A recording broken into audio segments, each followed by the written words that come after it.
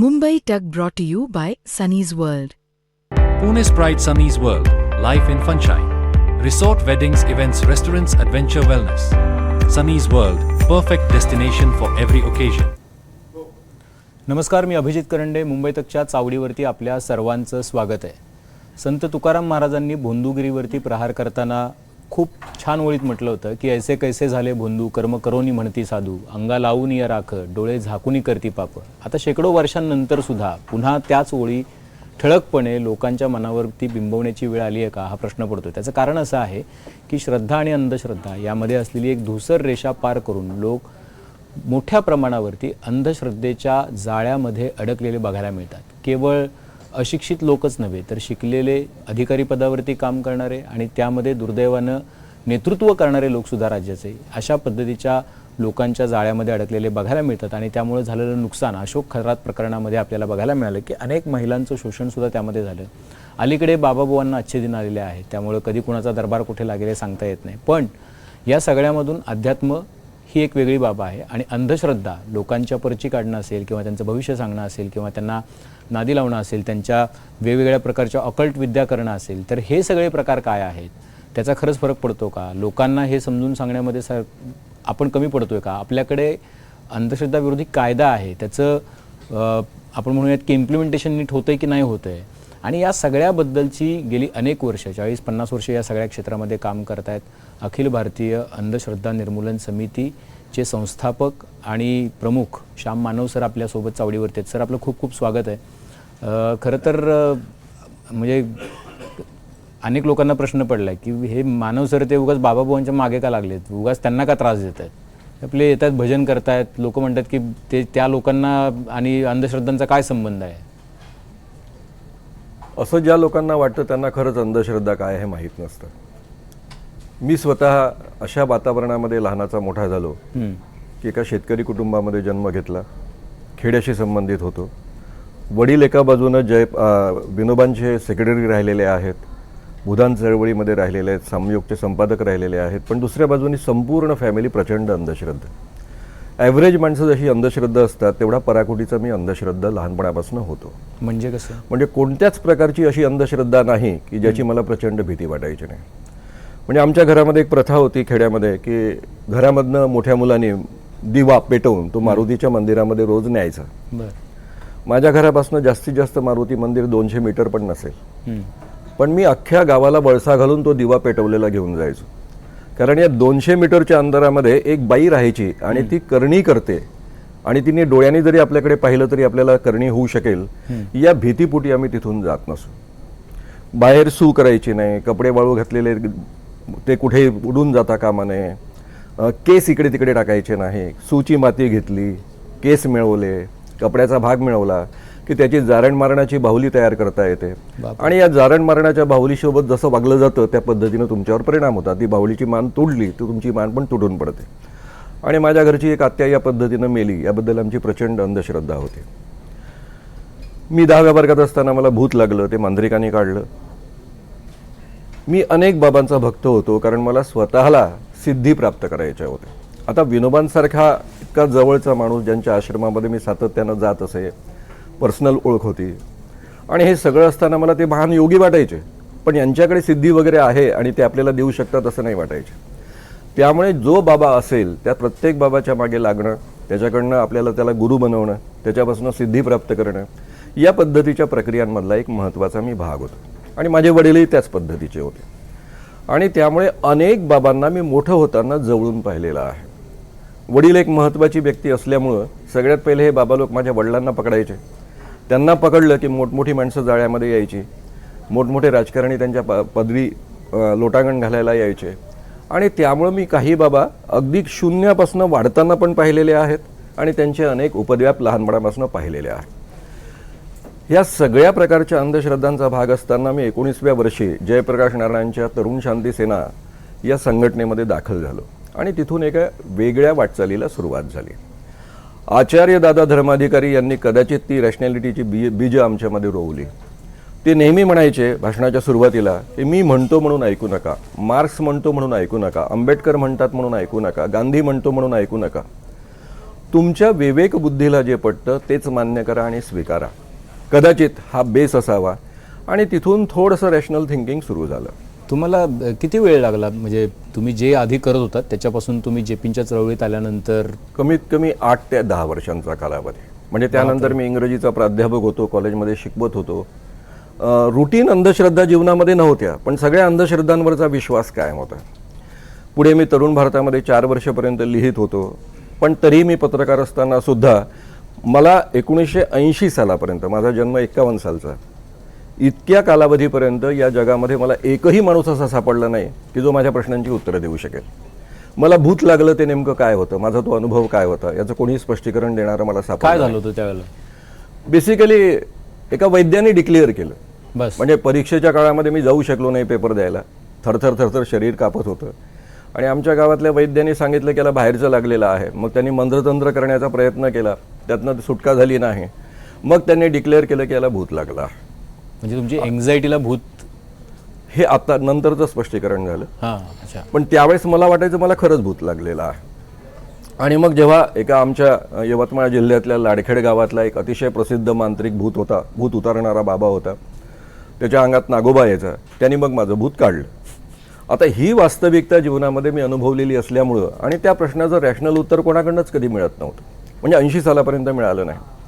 मुकुंदराव किर्लोस्करांनी मला नागपूरवरनं पुण्याला किर्लोस्कर प्रेसमध्ये ते घेऊन गेले आणि त्यांनी माझ्यावर सगळ्यात पहिला उपकार केला. खरं म्हणजे माझं अपॉइंटमेंट होती ती साप्ताहिक मनोहर करता होते, पण त्यांनी किर्लोस्करचे 60 वर्षाचे अंक मला वाचायला सांगितले आणि त्याचा विशेषांक तयार करायला सांगितलं. बरं. आता खरं म्हणजे किर्लोस्करचे संपादक हमो मराठे अतिशय मोठे साहित्यिक होते, पण ती जबाबदारी त्यांनी माझ्याकडे सोपवली. आणि ते तुमचं वय किती होतं त्यावेळेस? 82 साली, म्हणजे 31 वर्ष, 31 वर्षाचं वय होतं. आणि ते संपूर्ण मी अंक वाचत असताना मला अक्षरशः खजाना मिळाला.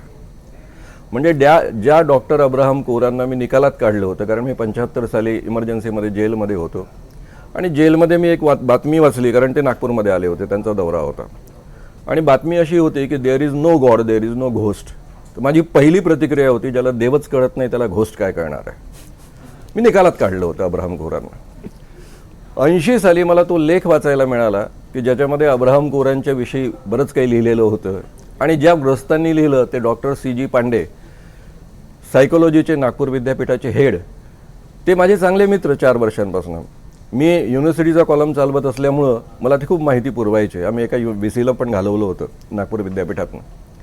असं सगळं असताना, इतकी चांगली मैत्री असताना मला हे माहीत नव्हतं की ते रॅशनॅलिस्ट असोसिएशनचे महाराष्ट्राचे प्रमुख आहेत आणि त्यांना 1 लाख रुपये देण्याचा अधिकार आहे, बक्षीस देण्याचा अधिकार आहे. मी ते वाचल्यानंतर मला आश्चर्य वाटलं की या माणसाचा माझा एवढा परिचय आहे, मी यांच्याकडनं किती माहिती आतापर्यंत घेतली आणि मला माहीतसुद्धा नाही की असं या पद्धतीचं ते काम होतं त्यावेळेस. आणि तिथून मी डॉक्टर अब्राहम कोरांची, त्यांनीच मला मग ती 2 पुस्तकं दिली, बिगॉन गॉडमॅन आणि गॉड्स डेमन्स अँड स्पिरिट्स. अच्छा. मी आधीच सांगितलं तुम्हाला की मला आध्यात्मिक क्षेत्रातल्या सगळ्या गोष्टी प्राप्त करायच्या होत्या, मोक्ष प्राप्त करायचा होता, सिद्धी प्राप्त करायच्या होत्या, मेडिटेशन वगैरे सगळं वापरतच होतो. माझ्या मनात खूप आध्यात्मिक प्रश्न होते, जसं ॲव्हरेज माणसाच्या मनामध्ये असतात की आध्यात्मिक क्षेत्रातल्या प्रश्नांची उत्तरं विज्ञान देऊ शकत नाही. जिथे विज्ञान संपतं तिथून अध्यात्म सुरू होतं, माझ्या डोक्यात फिट्ट होतं. आणि या सगळ्या प्रश्नांची उत्तर, कारण माझ्यासारखीच वाढ डॉक्टर अब्राहम कोरांची झालेली असल्यामुळं, ते आधी खूप धार्मिक होते, आध्यात्मिक होते आणि त्यानंतर रॅशनल झाले, त्यांनी ती सगळी उत्तरं शोधून ठेवली होती आणि त्यांच्या पुस्तकामध्ये ती मांडलेली होती. विज्ञानाच्या क्षेत्रामध्ये, या क्षेत्रामध्ये काय संशोधन झालं याची मांडणी त्यांनी केली होती. आणि ती पुस्तकं वाचत असताना मी बदलत गेलो. हमो मराठे आणि दोघंही दुपारी जेवणाला एकत्र बसत असो, ते मला रोज विचारायचे, का रे तू आज काय वाचलं आणि काय तुझ्यात परिवर्तन झालं, कोणत्या प्रश्नाचं उत्तर तुला मिळालं. कारण मी रोज वाचलंच पाहिजे हा नियम आयुष्यभर पाळत आलेला आहे. झोपण्याच्या आधी किमान तासभर वाचतोस, त्याशिवाय झोपत नाही. आणि त्यामुळे कितीही उशिरा घरी गेलो तरी मी वाचायचो आणि दुसऱ्या दिवशी मग पुन्हा रिपोर्टिंग व्हायचं. तर त्या 2-2.5 महिन्यामध्ये मी पूर्णतः आमूलाग्र बदललो. आणि मग नवा एखादा माणूस ज्या पद्धतीनं भिडतो त्या पद्धतीनं मी मनोहरमध्ये त्या पद्धतीचं लेखन करायला सुरुवात केली. विजय तेंडुलकरांचा त्यावेळेस एक सिनेमा आला होता अरुणा विकासचा, त्याला गेहराई नावाचा चित्रपट म्हणतात. त्या चित्रपटामध्ये डॉक्टर श्रीराम लागू अतिशय मोठे इंजिनियर सायंटिस्ट आहेत आणि त्यांचा या गोष्टींवर विश्वास नसतो, पण त्यांची मुलगी पद्मिनी कोल्हापुरे हिला भूत लागलं. हिला भानामती घडायला लागली तिच्या बाबतीत आणि मग त्यांचा विश्वास बदलतो आणि ते भूत वगैरे मानायला लागतात. या पद्धतीचा चित्रपट होता. त्यामध्ये विजय तेंडुलकरांची प्रतिमा लक्षात घेताना मी कव्हर स्टोरी लिहिली मनोहरला आणि त्यामध्ये त्यांना 1 लाख रुपयाच्या पारितोषिकाचं आव्हान टाकलं की या जगामध्ये भूत असतं, तुम्ही सिद्ध करून दाखवा. तेंडुलकरांना कारण तुमच्यासारखा पुरोगामी लेखक, आंतरराष्ट्रीय ख्यातीचा लेखक, ही गोष्ट 82 सालची आहे. तोपर्यंत तेंडुलकर आंतरराष्ट्रीय ख्यातीचे लेखक होते.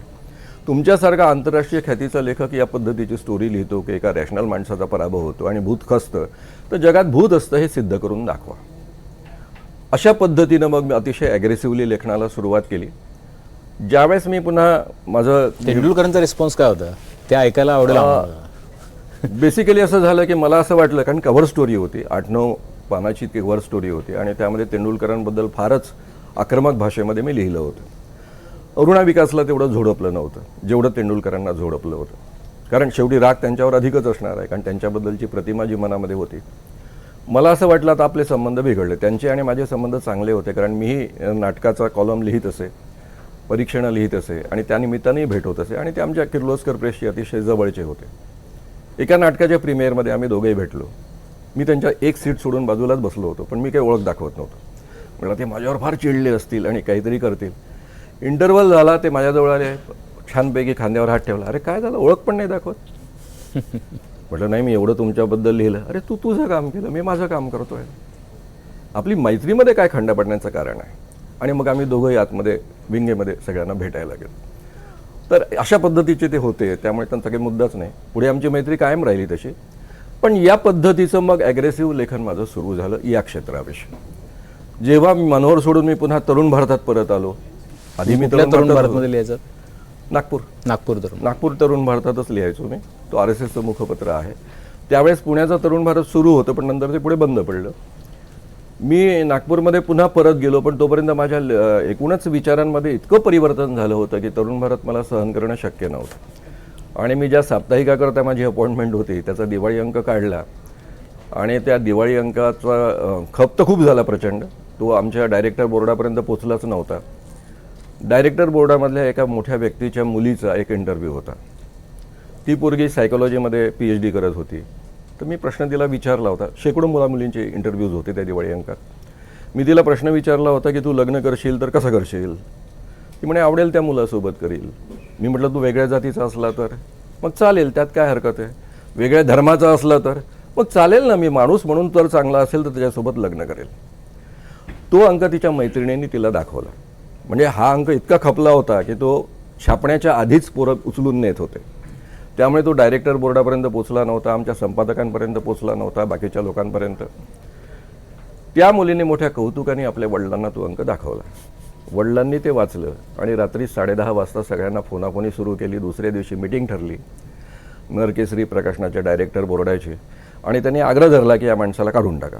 मागो वैद्य प्रमुख संपादक ते म्हणाले मी यांना काढणार नाही, कारण ते आल्यापासून साप्ताहिकाचा खप वाढतो आहे, त्याची दखल घेतली जाते, सगळं काही होतं आहे आणि माझं काही कमिटमेंट आहे. आणि मला असं वाटत नाही आहे की त्यांनी सगळ्यांचीच मतं छापलेली आहे, ती तुमच्या मुलीची पण मत आहे त्यामध्ये. असं असताना त्यांना काढणं योग्य आहे असं मला वाटत नाही. त्यामुळे मी काही या गोष्टीला तयार नाही. मग ते म्हणाले आम्हाला तो माणूस नकोच आहे नरकेसरी प्रकाशनामध्ये, कोणत्याच प्रकाशनामध्ये. तर काय करायचं. ते म्हणाले एक पर्याय आहे तुमच्याजवळ, साप्ताहिक बंद करा. आणि मग मला काढण्यासाठी साप्ताहिक बंद करण्यात आलं. साप्ताहिक बंद केलं. तरुण भारताने आपलं साप्ताहिक बंद केलं, त्यामुळे मला नोकरीवरनं काढण्याचा मुद्दाच आला नाही. मग तो 1 महिना माझ्याजवळ शिल्लक होता, मला पगार फुकट मिळणार होता. त्या काळामध्ये अचानकपणे काही लोकांनी आमच्या परिसरातल्या मानवीय नास्तिक मंच नावाचं एक संघटन होतं, त्यांनी B प्रेमानंदांचा दौरा आखला होता. मग त्या दौऱ्यापासून मी या कामासोबत जोडलो. मग तुम्ही ज्यावेळेला या कामाला जोडले गेलात त्यावेळेला तुमचं पहिलं म्हणजे तुम्ही हे जे थेट आव्हान देऊन जे घुसायला सुरुवात केली की आता मला करून दाखवा, हे तुम्ही जे काय चमत्कार म्हणतात ते कुठे पहिलं खरं म्हणजे मी अनेक बाबा मनोहरमध्ये असतानाच एक्सपोज केले. आता मधल्या काळामध्ये अशोक खरात प्रकरणामध्ये मला जयदेव डोळेंनी आठवण करून दिली. ते आणि मी एकत्र आम्ही काम करत होतो. ते म्हणाले अरे तू जाहीरिता भाषणात सांग की आपण तो शेपूटवाला बाबा एक्सपोज करायला तू गेला होता, मी पण तुझ्या सोबत होतो. शेपूटवाला बाबा, ज्याला शेपूट सुटला अशी कल्पना असायची म्हणून त्याला शेपूटवाले बाबा किस्सा सांगावे आम्हाला पण कळेल आणि लोक प्रेक्षक. पुण्याच्या परिसरामध्ये एक बाबा होता, तो हनुमानाचा अवतार आहे या पद्धतीची कल्पना सर्वदूर पसरली होती. आणि हनुमानासारखं त्याला शेपूट आहे या पद्धतीनं तो मागे काहीतरी बांधून बसत असे. बर. मग त्याला आम्ही एक्सपोज करायला गेलो. त्यामध्ये आपल्या सध्याच्या नीलमजी गोऱ्हे सोबत होत्या. तर त्यांनी आठवण करून दिली मला जयदेव डोळ्याने की नीलम गोऱ्हे आपल्या सोबत होती जेव्हा आपण त्या बाबाला एक्सपोज करायला गेलो होतो. तू त्याची कव्हर स्टोरी लिहिली होती, त्यात नीलमचं नाव पण होतं. आणि आता तीच नीलम अशोक खरातच्या सोबत कशी काय सापडते, असा प्रश्न त्यांनी मला उपस्थित केला होता. आणि भाषणामध्ये तू हे सांग. तरी चिल्लर बाबा होता तो, काही फार मोठा बाबा नव्हता, त्याला काही फार एक्सपोज करायला वेळ लागला असं नाही आहे. खरं चॅलेंज सुरू झालं माझं जेव्हा मी चळवळ सुरू केली तेव्हा.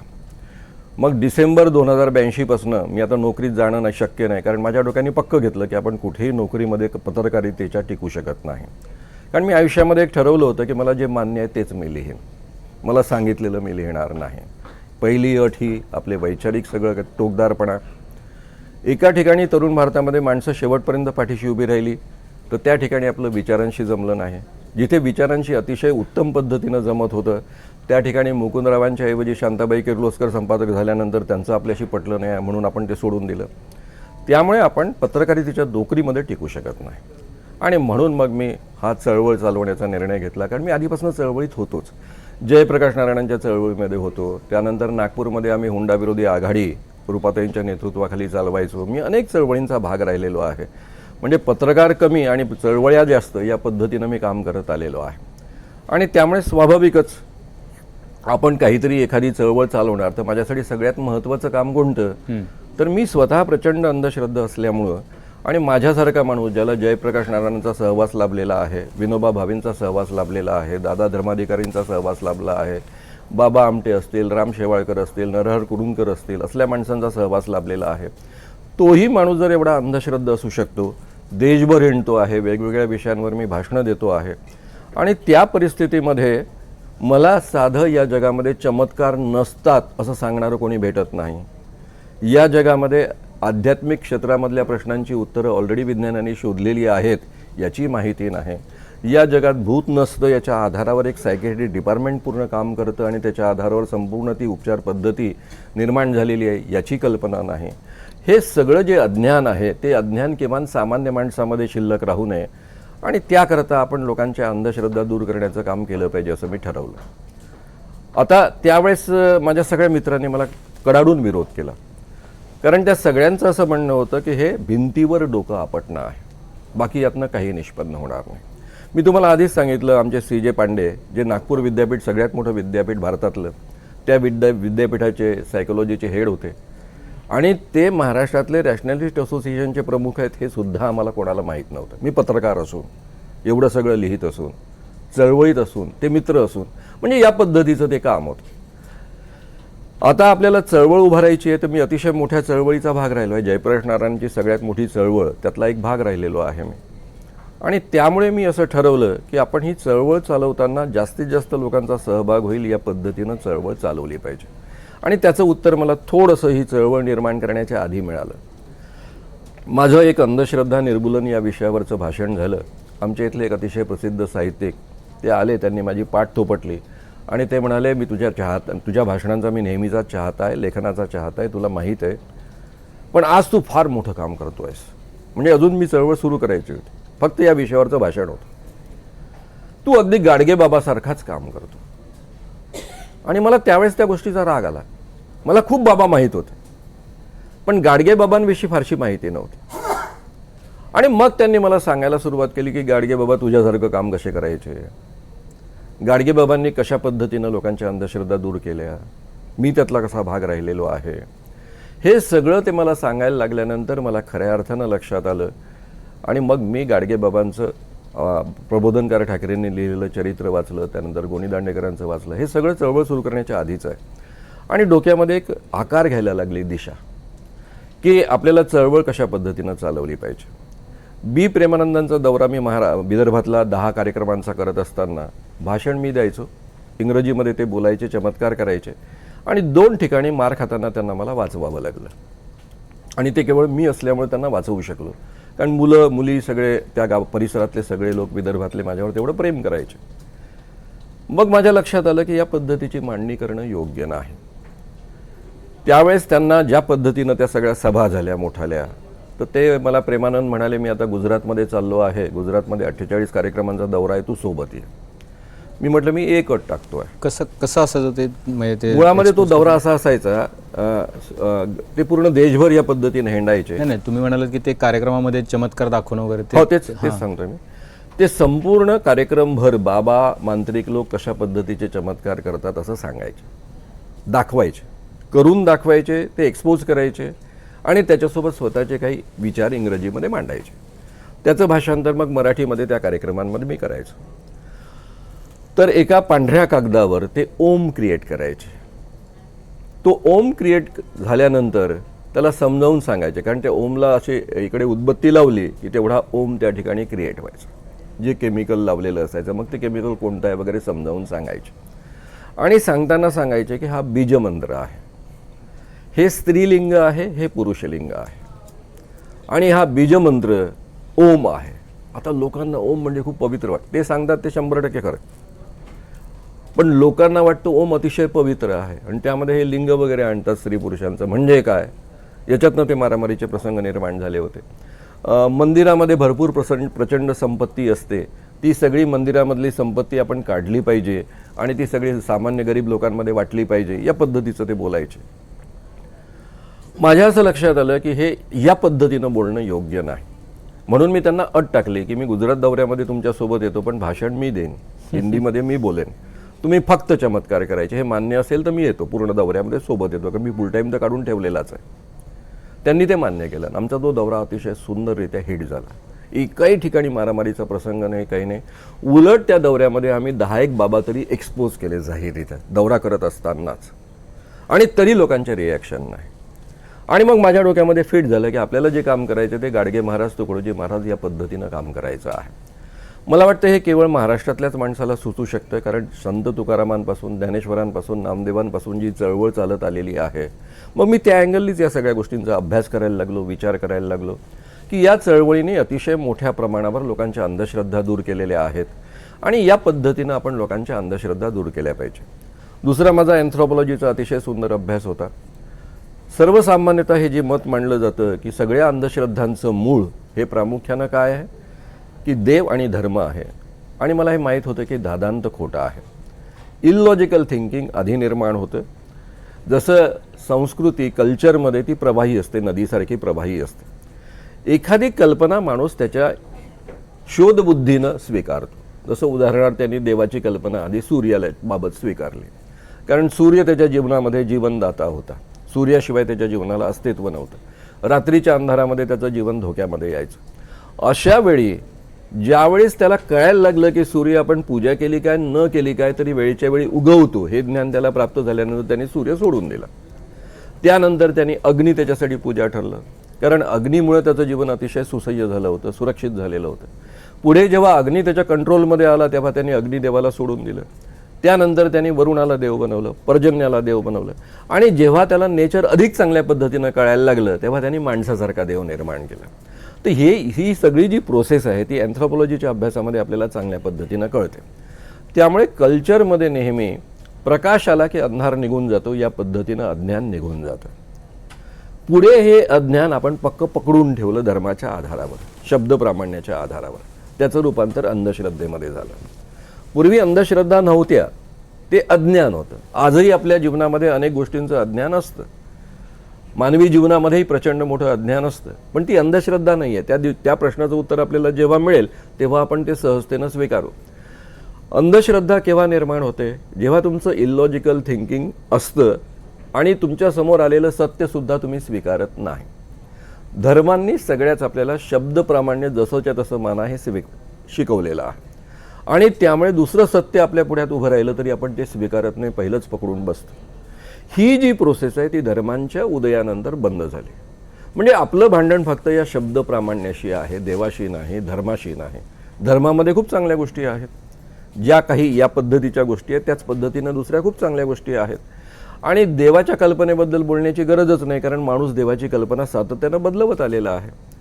हे मुद्दे लक्षात आले, आणि दुसऱ्या बाजूनं या संत परंपरेचा अभ्यास, याच्यावरनं मग मी भूमिका घेतली. विशेषतः गुजरात दौऱ्यानंतर माझ्या डोक्यामध्ये पक्क झालं की आपण ही चळवळ चालवताना आमचा देवाधर्माला विरोध नाही, पण देवाधर्माच्या नावावर सर्वसामान्य माणसांचं जे शोषण केलं जातं, त्यांची जी काही लुबाडणूक होते त्याच्या विरुद्ध ही चळवळ आहे. आणि या पद्धतीची भूमिका घेऊन मग मी फेब्रुवारीनंतर जाहीररित्या असं बोलायला लागलो आणि ही चळवळ सुरू झाली. तुम्ही आता बोलताना संत परंपरेचा उल्लेख केला. आपल्या महाराष्ट्राला पुरोगामी म्हटलं जातं, पण आता ते किती पुरोगामी आहे? कारण हे जे काही जसे प्रकार समोर येत आहेत ते बघून कसं पुरोगामी म्हणायचा हा पण प्रश्न पडतो. मात्र आता आपल्यासमोर खूप मोठं चॅलेंज असं आहे की हे जे सगळे बुवा समोर येत आहेत त्या बुवांना राजाश्रय असतो. म्हणजे कुठलाही बुवा घ्या, त्याच्यामागं कुठला तरी एखादा नेता असतो किंवा म्हणजे त्या एखाद्या पुढाऱ्याची साथ त्याला असतेच. मग असं असताना एकीकडे तुम्ही ही चळवळ चालवत आहे, ज्या पद्धतीचा पाठिंबा किंवा राजाश्रय त्या बुवांना असतो त्या पद्धतीचा पाठिंबा चळवळीला मिळताना दिसत नाही. त्यामुळे हे चॅलेंज फार मोठं आहे. त्यामुळे ह्या राजकीय जे बुवा आहेत यांना कसं टॅकल करणार आहेत तुम्ही? आता एक मुद्दा आपण समजून घेऊया. सर्वसामान्य माणसं जशा सगळ्यांच्या बुवांच्या अंधश्रद्धांच्या आहारी असतात, त्याच पद्धतीनं राजकीय माणसंसुद्धा आहारी असतात. काँग्रेसची अनेक माणसं याच्या आहारी होती. शंकरराव चव्हाण देशाचे गृहमंत्री राहिलेले आहेत, महाराष्ट्राचे 2दा मुख्यमंत्री राहिलेले आहेत. त्यांचे 4 बाबा मी एक्सपोज केले, एकदाही हस्तक्षेप केला नाही. मी नांदेडच्या सभागृहामध्ये, त्यांच्या मालकीच्या सभागृहामध्ये सत्य साईबाबांचे चमत्कार करून दाखवले, त्याच्या विरुद्ध बोललो. गुलाब बाबा त्याच्या विरुद्ध बोललो, गुलाब बाबाचे चमत्कार करून दाखवले. तरी त्यांनी कधीही मला त्रास देणं तो सोडा, हस्तक्षेप सुद्धा केला नाही. हे बंद करा, ते बंद करा असं सुद्धा केलं नाही. विलासराव देशमुख सत्यसाईबाबांचे परमभक्त 16 डिसेंबर 2005ला हा जादूटोणा विरोधी कायदा संमत केला त्यांनी विधानसभेमध्ये. मीटिंगमध्ये विरोधी पक्षनेते रामदास कदम आम्ही सगळे मीटिंगमध्ये जमलो होतो. ते म्हणतायत, अहो तुम्ही म्हणताय की या कायद्याला समर्थन द्या. विलासरावांना ते म्हणतायत, तुम्ही या कायद्याला समर्थन द्या आणि या कायद्याच्या अनुसूची नंबर 2 क्रमांकामध्ये लिहिलेलं आहे की चमत्काराचा प्रत्यक्ष प्रयोग करून आर्थिक प्राप्ती करणे कायद्याने गुन्हा. आणि तुमचे सत्यसाईबाबा तेच करतात, सगळे हवेत हात फिरवतात ना, काय काय करतात. आणि तुम्ही आत्ताच जाऊन आलात, तेही महाराष्ट्र सरकारचं विमान घेऊन जाऊन आलात. त्यावेळेस विलासरावांनी काय उत्तर द्यावं? खरं म्हणजे मला वाटलं आता काहीतरी बिघडेल प्रकरण. विलासराव छान दिलखुलास असले, ओ कशाला काळजी करता, तुम्ही समर्थन तर द्या, आधी कायदा तर संमत होऊ द्या. हे एक उदाहरण. दुसरं उदाहरण शिवाजीराव मोघे. आता तुम्हाला सगळ्यांना कल्पना आहे की शिवाजीराव मोघे सामाजिक न्यायमंत्री असताना त्यांच्या केबिनमध्ये सत्यसाईबाबांचा एवढा मोठा फोटो लागलेला होता. सत्यसाईबाबांवर त्यांची प्रचंड श्रद्धा. मी यवतमाळचा, ते पण यवतमाळचे. यवतमाळमध्ये ते सत्यसाईबाबाचे भक्त म्हणूनच जास्त प्रसिद्ध आहे मंत्री असण्यापेक्षा, अशी स्थिती आहे. आणि हा कायदा त्यांच्या सहीनं झालेला आहे, जादूटोणा विरोधी कायदा. विलासराव असतील 2005 पासून 13 पर्यंत या कायद्याकरता मी धडपड करत होतो. यातला प्रत्येक शब्द मी फायनल केलेला आहे. एकदाही या दोन्ही माणसांनी मला कधीही सुचवलं नाही की हे कलम काढून टाका किंवा हे कलम नसलं तर सोपं जाईल आपल्याला कायदा बनवणं. गंमत अशी आहे की हा कायदा दाभोळकरांच्या मृत्यूनंतर ऑर्डिनन्स निघाला. आधी पण सुशीलकुमार शिंदेंच्या काळात ऑर्डिनन्स निघाला होता आणि तो बारगळला. मला त्याची कल्पना होती की हा बारगळेल. तसंच झालं असतं. मी काँग्रेसवाल्यांना फक्त आणि राष्ट्रवादीवाल्यांना फक्त एकच अभिवचन दिलं होतं की याचं राजकारण मी होऊ देणार नाही, एवढी काळजी मी घेतो, पण तुम्ही याला पूर्ण पाठिंबा द्या. मी उद्धव ठाकरेंना सांगायला गेलो. अर्धा तासपर्यंत आमच्या चर्चेची वेळ ठरली होती आणि त्या दिवशी त्यांनी माझ्यासमोर 2 अग्रलेख टाकले. एक सामनाचा अग्रलेख होता, हिंदू द्वेषाचा ॲटम बॉम्ब श्याम मानव. दुसरा वार्ताहरचा अग्रलेख होता, दाभोळकरांचा खुनी श्याम मानव. आणि दोन्ही अग्रलेख माझ्या समोर टाकले उद्धव ठाकरेंनी. म्हणे आता आपण चर्चेला सुरुवात करतो आहोत. मी ते अग्रलेख असे धरले, बाजूला ठेवले, पाहिले पण नाही. आणि आमची अर्ध्या तासाची चर्चा 2.5 तास चालली. 2.5 तास चर्चा झाल्यानंतर ते मला असं म्हणाले की हा कायदा अतिशय चांगला झालेला आहे, माझ्या आजोबांच्या म्हणजे प्रबोधनकार ठाकरेंच्या विचारांचा झालेला आहे. त्यामुळे या कायद्याला मी समर्थन म्हणत नाही नुसतं, तर हा कायदा एकमतानं संमत व्हावा याकरता मी स्वतः प्रयत्न करेन. आणि ते केवळ बोलले नाहीत, त्या पद्धतीनं त्यांनी कीर्तनकारांपासून सगळ्यांना समजावून सांगितलं. आणि हा कायदा एकमतानं नंतर संमत झाला. विधानसभेमध्ये हा कायदा संमत झाल्यानंतर विधान परिषदेमध्ये संमत होण्याच्या मधल्या काळामध्ये अनेक कॅबिनेट मंत्री शिवाजीराव मोघेंच्या गाडीमध्ये येऊन बसायचे. झालं ना आता विधानसभेत, झाला ना संमत, आपलं नाटक पूर्ण झालं ना, परिषदेत कशाला संमत करता, तो खरंच पास होईल ना. आणि हे अडून बसले की नाही माझे आदिवासी बांधव अतिशय बळी पडतात आणि हा कायदा मी संमत करूनच घे. आता त्यावेळेस पृथ्वीराज चव्हाण, अजितदादा वगैरे सगळी मंडळी ठामच होती हा कायदा संमत व्हावा आणि म्हणून हा कायदा संमत झालेला आहे. म्हणून मी मुद्दाम 2 उदाहरणं दिली तुमच्या पुढ्यामध्ये की राजकीय माणसांच्या अंधश्रद्धा नेहमी कामात आड येतातच असं नाही. ही माणसं थोडीबहुत प्रतिष्ठा देऊन जातात, पण त्यांनी आजपर्यंत इतके वर्ष मी काम करतोय, 44 वर्ष अंधश्रद्धा निर्मूलनाच्या क्षेत्रात काम करतो आहे, हजारो बाबांना आम्ही एक्सपोज केलेला आहे, पण कधीही काँग्रेसच्या किंवा राष्ट्रवादीच्या गव्हर्नमेंटनी यामध्ये हस्तक्षेप केला नाही किंवा मुंडे गृहमंत्री असताना त्यांनीही कधी हस्तक्षेप केला नाही. उलट या कामाला सातत्यानं पाठिंबा मिळाला आहे. हा फरक पडला देवेंद्र फडणवीस सरकारमध्ये आल्यापासून. पहिल्यांदा असं झालं की कायदा सिलेक्टिव्हली वापरण्याची प्रक्रिया सुरू झाली. म्हणजे माझजवळ कोणताही अधिकार नाही, मी केवळ एक पत्रकार आहे आणि ॲक्टिव्हिटी करणारा एक कार्यकर्ता आहे. या 2 नात्यांमध्ये मी पोलिसांकडे जेव्हा जेव्हा गेलो आणि तक्रार केली तर पोलिसांनी अशी एकही केस या 10 वर्षाच्या आधी घडलेली नव्हती की मी तक्रार केली आणि पोलिसांनी ॲक्शन नाही घेतली. एकही केस नाही थ्रूआउट एवढ्या आयुष्यामध्ये. काँग्रेसवाल्यांनी कधी त्यामध्ये हस्तक्षेप केला नाही. मला इन्स्पेक्टर लेव्हलपेक्षा अधिकच्या लेव्हलला भेटावंसुद्धा फारसं लागत नव्हतं. एखाद्या वेळेस SP लेव्हलला जावं लागत होतं. त्यापेक्षा अधिक वरच्या लेव्हलला तुम्ही कधीच गेलो नाही, मंत्र्यांकडे तर कधीच गेलो नाही आणि मुख्यमंत्र्यांपर्यंत कधी जावंच लागलं नाही या कामाकरता. स्थानिक लेव्हलला ही माणसं माझ्या स्टेजवर नाही यायची कारण ती म्हणायची आमची मतं जातील, पण जेवढं जमेल तेवढं सहकार्य करायचे. ही परिस्थिती होती. इथे आता परिस्थिती उलटी झाली. इथे परिस्थिती अशी झाली की कोणाला जेलमध्ये टाकायचं आणि कोणाला जेलमध्ये टाकायचं नाही हे मुख्यमंत्री ठरवतील त्या पद्धतीनं होतं. आणि त्याचं सगळ्यात म्हणजे मुळामध्ये हा जादूटोणा विरोधी कायदा 13 मध्ये संमत झाल्यानंतर या जादूटोणा विरोधी कायद्याच्या प्रचार प्रसार अंमलबजावणी समितीसाठी एक समिती गठीत करण्यात आली. मीच ती करून घेतली प्रत्यक्षामध्ये, कारण हा कायदा इतका वेगळ्या पद्धतीचा कायदा आहे की त्याचं प्रबोधन झाल्याशिवाय त्याचं इम्प्लिमेंटेशन शक्य नाही. म्हणजे प्रामुख्यानं या कायद्यामध्ये जादूटोणा करणे असं म्हणणं हा सुद्धा कायद्याने अपराध आहे. नुसतं म्हटलं की यांनी करणी केली तरी त्याला जेलमध्ये 6 महिन्यापासून 7 वर्षापर्यंत जावं लागतं. अरे पण जो माणूस करणी करतो असं म्हणतो आहे, यांनी मला करणी केली असं म्हणतोय, त्याला खरंच वाटतं ना यांनी करणी केली, त्याच्यासाठी ते 100% सत्य असतं. मी स्वतः तसं मला वाटायचं, मला भूत लावलं किंवा लागलं या पद्धतीनं. मग त्या माणसाचं प्रबोधन झालं पाहिजे. ज्या पोलीस खात्याने हे सगळं अंमलात आणायचं आहे तो पोलीस खात्यामधल्या माणसाचा जर करणीवर विश्वास असेल किंवा अंगात आलेल्या बाईवर विश्वास असेल तर तो कसा ॲक्शन घेणार, कायदा वापरणार नाही. त्यामुळे याचं प्रबोधन होणं एका बाजूने अत्यंत आवश्यक आहे, जनतेचं आणि पोलिसांचं सुद्धा, आणि त्यानंतर त्याचं इम्प्लिमेंटेशन चांगल्या पद्धतीनं होऊ शकेल. आणि म्हणून ही समिती गठीत करण्यात आली. त्याचा मी सहअध्यक्ष आहे. त्याचे अध्यक्ष हे सामाजिक न्यायमंत्री असतात, उपाध्यक्ष राज्यमंत्री असतात आणि अनेक खात्याचे सचिव त्यामध्ये आहे आणि दोन्ही अंधश्रद्धा निर्मूलन संघटनांचे काही लोक त्यामध्ये आहेत. या पद्धतीची ही कमिटी गठीत करण्यात आली आणि कामाला दणकून सुरुवात झाली 2014 मध्ये. इकडे सुरुवात झाली, 14.5 कोटीचं बजेट सँक्शन करण्यात आलं. ते पहिल्यांदा अखिल भारतीय अंधश्रद्धा निर्मूलन समितीला सँक्शन केलं. मी अजितदादांना म्हणालो की नाही, हे माझ्या संघटनेला नाही घ्यायचं आहे, ते आपण सरकारच्या या कमिटीकडेच ठेवूया आणि त्याच्या माध्यमातून हा संपूर्ण खर्च करूया, सरकारी यंत्रणेमधनं हा खर्च करूया. ते मला म्हणाले तुम्हाला सरकारी यंत्रणा वापरणं किती कठीण आहे तुम्हाला कल्पना आहे, फार त्रास होईल तुम्हाला, त्यापेक्षा तुम्ही इझिली काम करू शकाल. मी म्हटलं पण ते काम तात्पुरतं होईल, हे काम परमनंट होईल आणि त्यामुळे आपण या पद्धतीनं काम करूया. आणि पहिल्या टप्प्याच्या कामाला सुरुवात झाली. आम्हाला 1 कोटी वापरायला मिळाले, नंतर 13.5 कोटी मिळणार होते आणि त्यामध्ये आम्ही संपूर्ण महाराष्ट्रभरामध्ये 225 वक्ते 5-5 दिवसाच्या ट्रेनिंगमध्ये तयार केले. एकूण महाराष्ट्रामध्ये 40 जाहीर सभांचं आयोजन केलं. प्रत्येक जिल्ह्यामध्ये 1 सभा आणि काही ठिकाणी जसं वाशी आहे ॲडिशनल, पिंपरी चिंचवड आहे त्या ठिकाणी ॲडिशनल सभा. या पद्धतीनं 40 सभांचं आयोजन. संपूर्ण महाराष्ट्रामध्ये पोलिसांचं ट्रेनिंग, प्रत्येक जिल्ह्यातल्या पोलिसांचं ट्रेनिंग 36 प्लस कमिशनरेट प्लस असे म्हणून 48 ट्रेनिंग होतात. या सगळ्यांचं आम्ही प्लॅनिंग केलं. शाळा कॉलेजेसमध्ये 400 कार्यक्रम केलेत. या पद्धतीची प्रक्रिया सुरू असताना सरकार बदललं. सरकार बदलल्यानंतर देवेंद्र फडणवीस हे महाराष्ट्राचे मुख्यमंत्री झाले. त्यांच्या वडिलांसोबत मी जनता पार्टीसोबत काम करत आलेलो आहे. तेही जेलमध्ये होते, मीही जेलमध्ये होतो.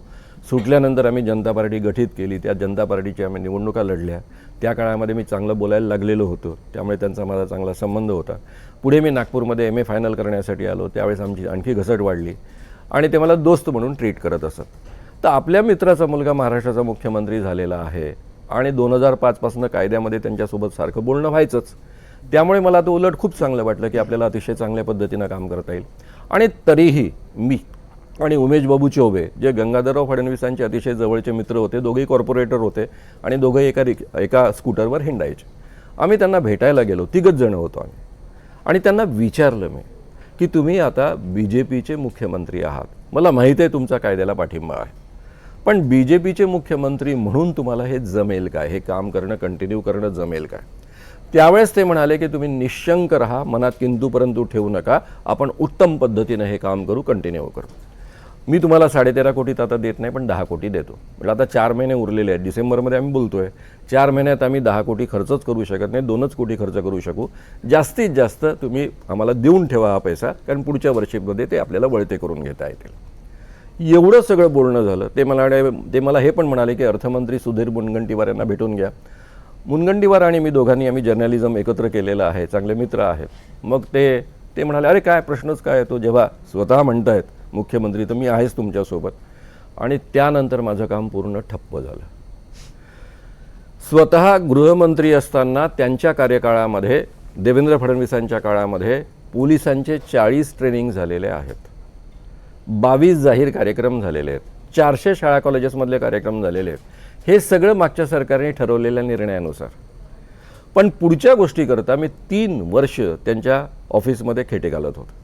माझा पोटापाण्याचा व्यवसाय आहे, पर्सनॅलिटी डेव्हलपमेंटचे वर्कशॉप चालवणं. ते बंद करून, कारण केव्हाही यावं लागतं, त्याचे हॉल आधी बुक करावे लागतात, त्यामुळे ते शक्य नसायचं. आणि म्हणून मी मंत्रालयामध्ये सारख्या चक्रा मारतो आहे, देवेंद्र फडणवीसांच्या मागे मी सारखं फिरतो आहे. 3 वर्ष त्यांनी मला शेंडी लावली. आज करतो, उद्या करतो, आपण करू, अमुक करू, तमुक करू, केलं नाही. त्यांच्या जवळच्या माणसांनी मला समजावून सांगितलं की देवेंद्र फडणवीस हे काम करू इच्छित नाही, या कायद्याची अंमलबजावणी करू इच्छित नाही. तेव्हा मी मंत्रालयात जाणं सोडलं. तोपर्यंत परिस्थिती काय होती, सुरुवातीला 15मध्ये मी संपूर्ण महाराष्ट्रातल्या पोलिसांचे 48 ट्रेनिंग केलेले असल्यामुळं मला पोलिसांचे सारखे फोन यायचे. हा कायदा राबवायचा कसा, FIR लिहायचा कसा, कायद्यात बसतं का, या ठिकाणी त्या बाईची संमती आहे. मग कसं, जसं आता श्रीकृष्णाचा मी अवतार आहे, शंकराचा मी अवतार आहे, असं म्हणून जर एखाद्या बाईशी शारीरिक संबंध ठेवले तर त्या बाईची संमती आहे, तिने तर काही विरोधच केलेला नाही. मग मला सांगावं लागायचं नाही, आपला कायदाच असा आहे की त्यांनी जर असं म्हटलं असेल माझ्यात दैवी शक्ती आहे आणि शारीरिक संबंध ठेवले एवढं पुरेसं आहे, संमती आहे की नाही, तिचं वय काय आहे, हा मुद्दा गौण आहे. या पद्धतीनं मी त्यांना सल्ला देत असे, सांगत असे, FIR दर्ज होत असत. हे पहिला टप्पा आहे. देवेंद्र फडणवीसांच्या काळातली गोष्ट मी सांगतो आहे. त्यानंतर मला फोन यायला लागले की सर कायद्यात बसतं, FIR दाखल करावा लागतोय, पण माझ्यावर दबाव आहे, तुम्हीच काहीतरी करा. करा ना, तुम्ही तुमच्या कायद्यात बसतं तर करून टाका ना. सर त्या 2 माझ्या मित्रांची बदली झाली, हे लोक कुठल्या कुठे नेऊन टाकतात, मग या दबावाखाली दबावं लागतं, तुम्हीच काहीतरी करा, प्रेस कॉन्फरन्स घ्या, काहीतरी घ्या, म्हणजे मग आम्हाला हे होईल. मला असं वाटायचं की एकदा सरकार तयार झालं, कारण ऑलरेडी जी सिस्टीम संपूर्ण महाराष्ट्रावर आम्ही तयार केलेली होती. प्रत्येक मुख्यालयामध्ये आम्ही दक्षता अधिकारी नेमले होते. प्रत्येक आपल्या पोलिसांच्या SP असतात त्या ठिकाणी एक केबिन फॉर्म केलेलं होतं, जो LCB क्राईम रिपोर्टर असतो, तो क्राईम इन्स्पेक्टर असतो, त्याला आम्ही दक्षता अधिकारी नेमलं. त्या ठिकाणी बोर्ड लावलेला होता की जादूटोणा विरोधी कायद्याचं ऑफिस आहे, या ठिकाणी तुम्ही तक्रार करू शकता. त्याच पद्धतीनं सामाजिक न्याय विभागामध्ये या पद्धतीचे ऑफिसेस तयार केले होते.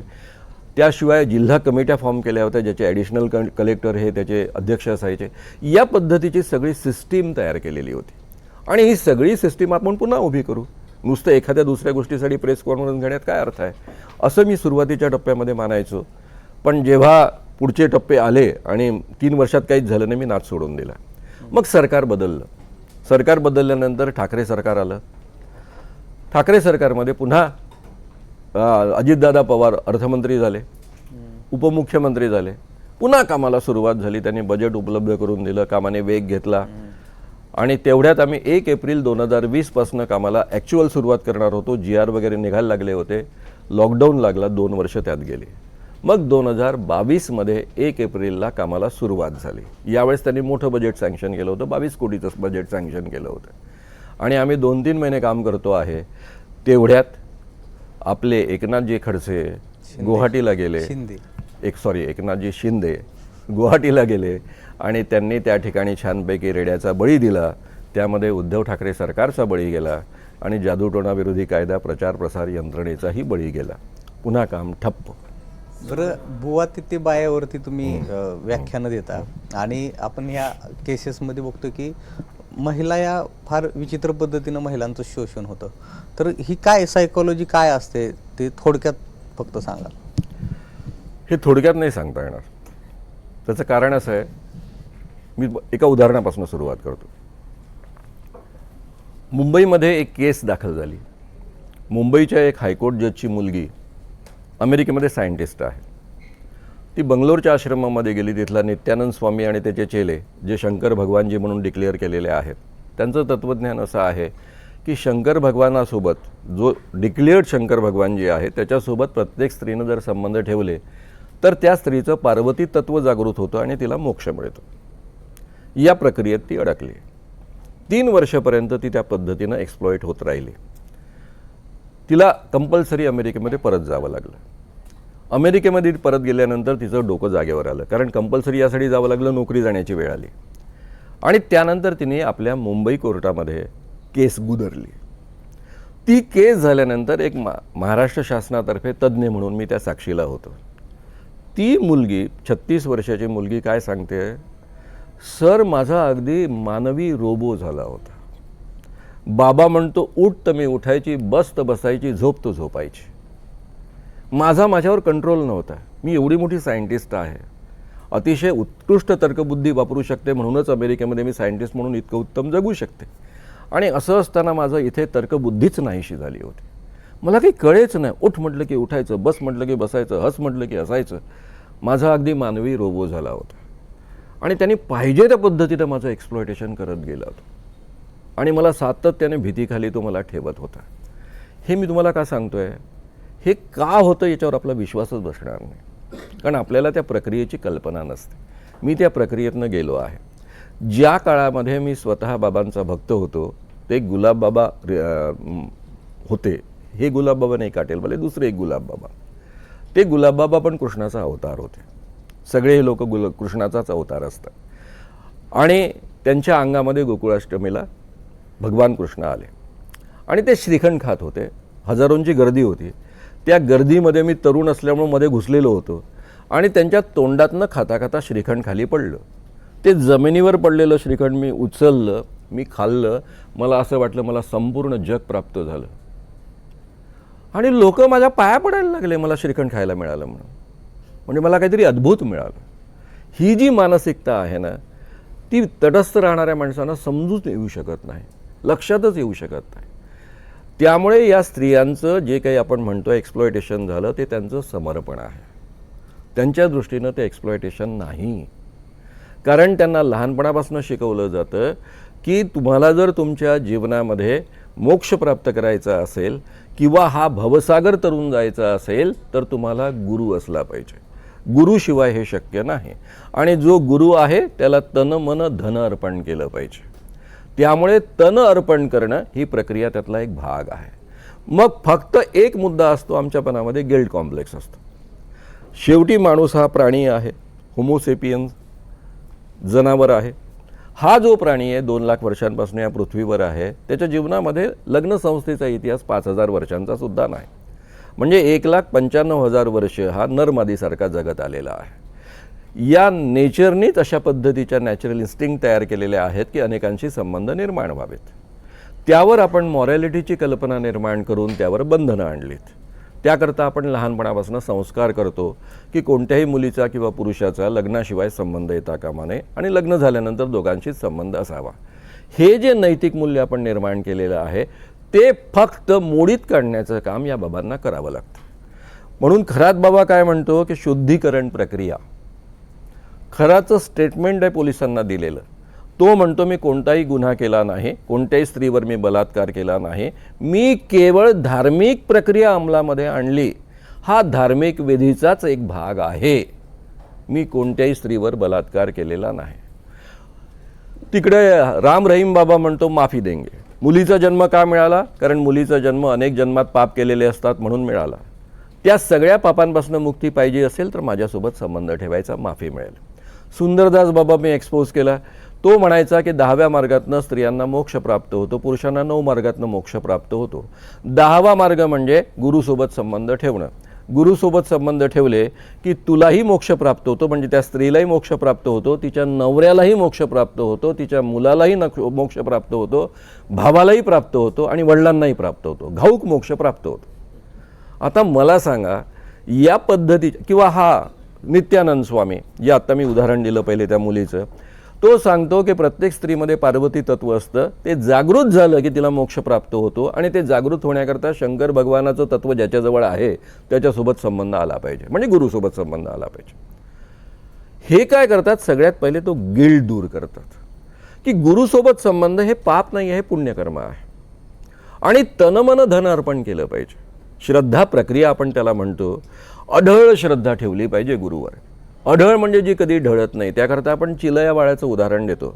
हा चिलया बाळ होता, रांगत रांगत आला, तो कुंभार माती तुडवत होता. चिलया बाळ त्या रांगत रांगत त्या माती तुडवताना बापाच्या पायाखाली गेला, तुडवल्या गेला, रक्तबंबाळ झाला, मेला, पण तो भक्तीमध्ये इतका तल्लीन होता की श्रद्धा अशी असावी लागते. हे आपल्याला कीर्तनकार सांगत असतात चिलया बाळाचं उदाहरण. आणि त्यामुळे माणसं या पद्धतीची श्रद्धा ठेवतात आणि म्हणून एवढ्या मोठ्या प्रकारच्या शोषणाला ते बळी पडतात. यामध्ये 3 प्रक्रिया वापरतात. पहिल्यांदा त्यांचं गिल्ट दूर करणं, बाबासोबत संबंध ठेवणं हे पवित्र कर्म आहे असं त्यांना भासवणं. दुसरं त्यांच्या मनामध्ये भीती निर्माण करणं, जसं या अशोक खरातच्या केसमध्ये त्या मुलीला, जी पहिली केस आहे त्या मुलीला पहिल्यांदा ती अविवाहित असताना तिच्यासोबत संबंध प्रस्थापित केले, लग्न व्हावं म्हणून. त्यानंतर तिची शुद्धीकरण प्रक्रिया झाली, लग्न झालं. लग्न झाल्यानंतर हा सातत्याने तिला बोलवायचा शुद्धीकरण प्रक्रियेकरता, कारण आता तुझा नवरा मरेल. तू जर मध्येच थांबली, ही शुद्धीकरण प्रक्रिया नेहमी करत राहिली नाहीस, तर तुझा नवरा मरेल. नवरा वाचावा, त्याचा मृत्यू होऊ नये म्हणून ती मुलगी पुन्हा 3 वर्षापर्यंत एक्सप्लॉइट होत राहिली. ही जी संपूर्ण प्रक्रिया आहे, भीती आणि त्याग, तू कोणाकरता करते, स्वतःकरता एकट्याकरता करत नाही, कुटुंबाकरता करते, कुटुंबाच्या भल्याकरता करते, कुटुंबाच्या व्यावसायिक यशाकरता करते. या पद्धतीच्या प्रक्रियांचा फायदा हे लोक घेतात, कारण त्या तुमच्या माझ्या मनामध्ये बालपणीच्या संस्कारातनं आलेल्या असतात आणि त्यामुळे या पद्धतीचं एक्सप्लॉयटेशन शक्य होतं. त्यामुळे ह्या स्त्रिया अक्षरशः आपली कोणतीही तार्किक बुद्धी वापरू शकत नसल्यामुळं एखाद्या मानवी रोबो बनलेल्या असतात आणि बाबा त्या पद्धतीनं त्यांचा उपयोग करून घेतात. सर, श्रद्धा आणि अंधश्रद्धा यातील फरक कसा ओळखायचा आणि सर्वच धार्मिक विधी हे अंधश्रद्धा असतात का? थोडक्यात काय सांगाल तुम्ही? श्रद्धा आणि अंधश्रद्धा यामध्ये फरक करता येत नाही. बेसिकली असं आहे की दोन्ही प्रक्रिया एकच आहे. श्रद्धा ठेवायची म्हणजे जगभर हा फेनॉमेना आहे, याला फेथ प्रक्रिया असं म्हणतात. सगळ्याच धर्मांनी ही प्रक्रिया मानलेली आहे. अँथ्रोपॉलॉजीमध्ये, सोशॉलॉजीमध्ये, इव्हन समाजशास्त्रामध्ये याचा म्हणजे समाजशास्त्र आणि सायकोलॉजीमध्ये याचा अतिशय चांगल्या पद्धतीनं अभ्यास केला जातो. त्याच्या काही टर्म्स ठरलेल्या आहेत. ज्याच्यावर श्रद्धा ठेवायची तो आपल्यापेक्षा ग्रेट आहे असं आपण मानतो, सर्वश्रेष्ठ आहे. दुसरं त्याचं शब्द प्रामाण्य मानायचं, तो म्हणतोय तो शब्द प्रमाण मानायचं. तिसरं त्याच्याबद्दल शंका घ्यायची नाही आणि चौथं त्याच्याबद्दल चिकित्सा करायची नाही. ह्या 4 गोष्टी अंमलात आल्या की आपली श्रद्धा प्रक्रिया पूर्ण होते. त्यामुळे यातली अडचण अशी आहे आणि अढळ श्रद्धा ठेवायची आहे. त्यामुळे अडचण अशी आहे की श्रद्धा ठेवणाऱ्या माणसाला कळतच नाही की आपण अंधश्रद्धा आहोत. समोरच्या माणसाला कळेल, आजूबाजूच्या मित्रांना कळेल, पण या माणसाला कळत नाही. याकरता एक छोटंसं उदाहरण देतो मी. नागपूर विद्यापीठाचं उदाहरण आहे. नागपूर विद्यापीठाचे कुलगुरू राहिलेले आणि ॲक्टिंग जज हायकोर्टचे असणारे एक गृहस्थ, त्यांची पत्नी दिसायला देखणी होती आणि नागपुरामध्ये आमच्या लांबे महाराज नावाचा एक महाराज होता. मित्रांनी, त्यांच्या वकील मित्रांनी सांगितलं की जरा लक्ष ठेवा, आम्हाला फार चिंता वाटते वहिनींची, सारख्या लांबे महाराजांकडे जात असतात. त्यावर हे न्यायमूर्ती प्रचंड चिडले. ते म्हणाले, काय गोष्ट करता तुम्ही, लांबे महाराज प्रत्यक्ष भगवान श्रीकृष्णाचा अवतार आहे, त्यांच्यावर असा आरोप करता. वकील मित्रांच्या लक्षात आलं की हे पुरावा पाहिल्याशिवाय विश्वास ठेवणार नाही आणि म्हणून त्यांनी त्यांची बायको म्हणजे न्यायमूर्तींची बायको आणि लांबे महाराज कॉम्प्रोमाइजिंग पोझिशनमध्ये असताना नेऊन दाखवलं. त्यावेळेस त्यांच्याकडे नागपूर विद्यापीठाचा चार्ज होता. नागपूर विद्यापीठ भारतातलं सगळ्यात मोठं विद्यापीठ, 11 जिल्ह्यांचं त्यावेळेस, आणि हायकोर्ट जज आहे सिटिंग. आपल्याला असं वाटेल त्यांनी पोलिसांना फोन केला असेल, काही घडलं असेल. तसं नाही घडलं. हे उलट लांबे महाराजांना विचारायला गेले. लांबे महाराज म्हणाले की बरं झालं तू आलास, मी तुझीच वाट पाहत होतो. अरे शिष्या, तू केवढा भाग्यवान आहे, तुला माहीत आहे तुझी बायको कोण? ज्या काळामध्ये मी गोकुळामध्ये भगवान कृष्णाचा अवतार घेतला होता त्या काळामध्ये तुझी बायको राधा होती आणि या जन्मात ती आलेली आहे आता पुन्हा. इतके वर्ष तुझी बायको राधा होते, केवढा तू भाग्यवान आहेस. काय केलं असावं न्यायमूर्तींनी? यांनी स्वतःचा राहता बंगला आणि स्वतःची बायको लांबे महाराजांच्या स्वाधीनं केली आणि स्वतः सरकारी बंगल्यामध्ये राहायला गेले. ही माझी चळवळ सुरू करण्याच्या आधीची 10 वर्षाची गोष्ट आहे. हे उदाहरण मी गावोगाव देतो कारण तो लांबे महाराज अलीकडच्या काळापर्यंत जिवंत होता. त्यामुळे आपल्या श्रद्धेचं रूपांतर केव्हा अंधश्रद्धेमध्ये होतं हे आपल्याला कळत नाही. पण दुसरा एक शब्द आहे यामध्ये, बिलीफ, विश्वास. आपण विश्वास ठेवल्याशिवाय जगू शकत नाही. दर ठिकाणी शंका घेत बसू शकत नाही. आणि म्हणून तुम्ही विश्वास ठेवायला हरकत नाही, पण तो विश्वास बदलणारा असावा. उदाहरणार्थ आपला एक मित्र आहे, त्याच्यावर आपला प्रचंड विश्वास आहे, पण आपल्या घरातली एक मौल्यवान वस्तू चोरीला गेली. आपण बिलकुल मित्राबद्दल शंका घेणार नाही. काही महिन्यांनी आपण त्याच्या घरी गेलो आणि अभ्यासिकेमध्ये ती वस्तू पाहिली. आपण काय म्हणू, ती उडत उडत इथपर्यंत आली. अरे मित्राला पण मोह आवरला नाही, त्याने पण चोरी केली असं आपण म्हणू. आणि मग आपला विश्वास आपण बदलतो पुरावा समोर आल्यानंतर. या पद्धतीनं जर तुम्ही श्रद्धा प्रक्रिया ठेवणार असाल तर त्याला श्रद्धा म्हणत नाही, कारण हे शब्द नाही आहेत, ती प्रक्रिया आहे. मग तो विश्वास झाला, श्रद्धा नाही झाली. त्यामुळे श्रद्धा आणि अंधश्रद्धेमध्ये आपल्याला फरक करता येत नाही, ही सगळ्यात मोठी अडचण आहे. भानामती, करणी, अंगात येणं, ह्या गोष्टी नेमक्या काय असतात? आता सर्रास बघितलं आपण, अनेक देवदेवळं तिकडे महाराष्ट्रात अनेक जिल्हे आहेत, प्रत्येक 2-3 गावामध्ये अशा पद्धतीचं जे काही भोंदूगिरी, अशा पद्धती गोष्टी वाढल्यात.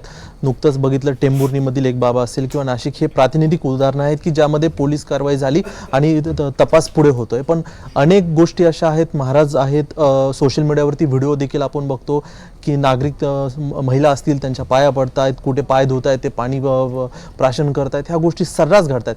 हे अंगात येणं, भानामती, दरबार, ह्या सर्व गोष्टी ओळखायच्या कशा? नाही, ओळखायच्या कशा म्हणजे आपल्याला दिसतं काय असतं अंगात येणं म्हणजे? ते ही प्रोसेस नव्हते भानामती. बेसिकली एक लक्षात घ्या, मी सुरुवातीलाच बोलताना सांगितलं की या सगळ्या गोष्टी तुमच्या माझ्या संस्कारातनं निर्माण होतात. भारतामध्ये एक संस्कार आपल्यावर केला जातो की प्रत्येक माणूस देव बनवू शकतो. देवाची तपश्चर्या करताना, कोणत्याही पद्धतीचं अनुष्ठान करताना एक तर माणसाला सिद्धी प्राप्त होते किंवा तो स्वतः देव बनवू शकतो किंवा देव त्याच्यावर प्रसन्न होतो किंवा देव त्याच्या अंगामध्ये येतो. या पद्धतीच्या कल्पना तुमच्या माझ्या संस्कारातनं लहानपणापासून आलेल्या असतात. आणि जेव्हा एखाद्या अशा पद्धतीच्या माणसावर देव प्रसन्न होतो, देव त्याच्या अंगात येतो किंवा तो देवाचा अवतार असतो किंवा त्याला सिद्धी प्राप्त होते, तो 3 प्रकारच्या गोष्टी करू शकतो. एक, कोणत्याही प्रकारचा चमत्कार करू शकतो. हवेत हात फिरवला आणि फटकन सोन्याची अंगठी निर्माण केली, गुलाबाचं फूल निर्माण केलं, असले चमत्कार करू शकतो. दुसरं, त्याला भूत भविष्य वर्तमान आपलं आपोआप कळतं. तिसरं, तो कोणतेही रोग दुरुस्त करू शकतो, असाध्य रोगसुद्धा दुरुस्त करू शकतो आणि आपल्या समस्या सोडवू शकतो. तुम्हाला नोकरी लावू शकतो, मुलाला नोकरी लावू शकतो, मूल नसेल तर मूल देऊ शकतो. या पद्धतीच्या कल्पना आहेत, त्या तुमच्या माझ्या संस्कारातनं लहानपणापासून आलेल्या असतात. आणि त्यामुळं आपण त्यावर विश्वास ठेवतो आणि मग या प्रकारच्या बळी पडण्याची आपली ऑलरेडी यंत्रणा तयार आहे. फक्त एखाद्या माणसाने उठायचं आहे आणि मी दैवी शक्ती अवतार आहे असं सांगण्याची गरज आहे. मग तिकडे धीरेंद्र कृष्ण महाराज येतो, मुझ पर वो हनुमान जी प्रसन्न है, हनुमान जी मुझसे बात करते हैं, वो मुझे कहते हैं उसके अनुसार मैं आपको ठीक करता हूँ, असा दावा करतो. त्याला आपोआप कळतं, कारण हनुमानजी एकदा प्रसन्न असल्यावर सगळ्या शक्ती आल्या. या पद्धतीच्या सगळ्या शक्तींचा वापर तो करत असतो आणि या पद्धतीच्या शक्तींचा वापर तो करतो असं लोकांना वाटत असल्यामुळं लोक त्याच्यावर विश्वास ठेवतात.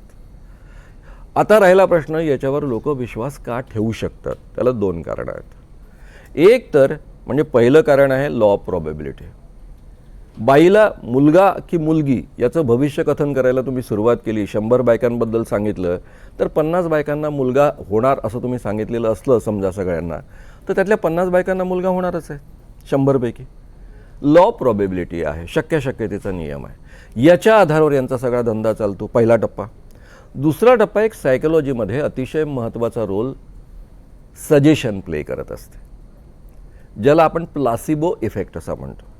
औषधांच्या क्षेत्रामध्ये तो वापरला जातो की एक नकली मेडिसिन दिलेलं आहे या 100 लोकांना आणि अस्सल मेडिसिन या 100 लोकांना दिलेलं आहे. नकली मेडिसिनचे रिझल्ट किती येतात, कारण तीच लक्षणं सांगितलेली आहे, सगळं काही हे रिझल्ट मिळतील असं सांगितलेलं आहे. इथे जर हे रिझल्ट 50% येत असतील किंवा 60% येत असतील आणि इकडे पण 60% येत असतील तर हे मेडिसिन मानलं जात नाही. इथे रिझल्ट 30-40% येत असतील आणि इकडे 100%, 90% किंवा 95% येत असतील तरच या मेडिसिनमध्ये काही अर्थ आहे असं मानलं जातं. कारण सर्वसाधारणतः लॉ ऑफ प्रोबेबिलिटी किती संख्येमध्ये किती असेल हे आपल्याला संख्याशास्त्रानुसार ठरवता येतं. 100चा आकडा असेल तर ती 30% 70% फ्लक्च्युएट होते. त्यामुळं या दोन ज्या गोष्टी आहेत, सजेशनचे परिणाम आणि लॉ ऑफ प्रोबेबिलिटी, याच्या आधारावर यांचा सगळा धंदा चालतो. राहिलं अंगात येणं, तर अंगात येणं ही एक सायकोलॉजिकल प्रोसेस आहे. मी स्वतः संमोहन मोठ्या प्रमाणावर शिकवतो. ज्याने संमोहनाचा अनुभव घेतलेला आहे त्या सगळ्यांना कळतं अंगात येणं हे काय आहे. तुम्ही असे हात धरले आणि केवळ स्वतःला सजेशन दिलं आणि हात फिरवले नाही तरी तुमचे हात आपोआप जवळता येतात. एक दुसऱ्याला जेव्हा जुळतात तेव्हा माणसाला पहिल्यांदा लक्षात येतं की अरे मी डिसोसिएट झालो, माझा आत्मा वेगळा, माझं माइंड वेगळं. याचा याही पद्धतीने कोणी उपयोग करू शकतं.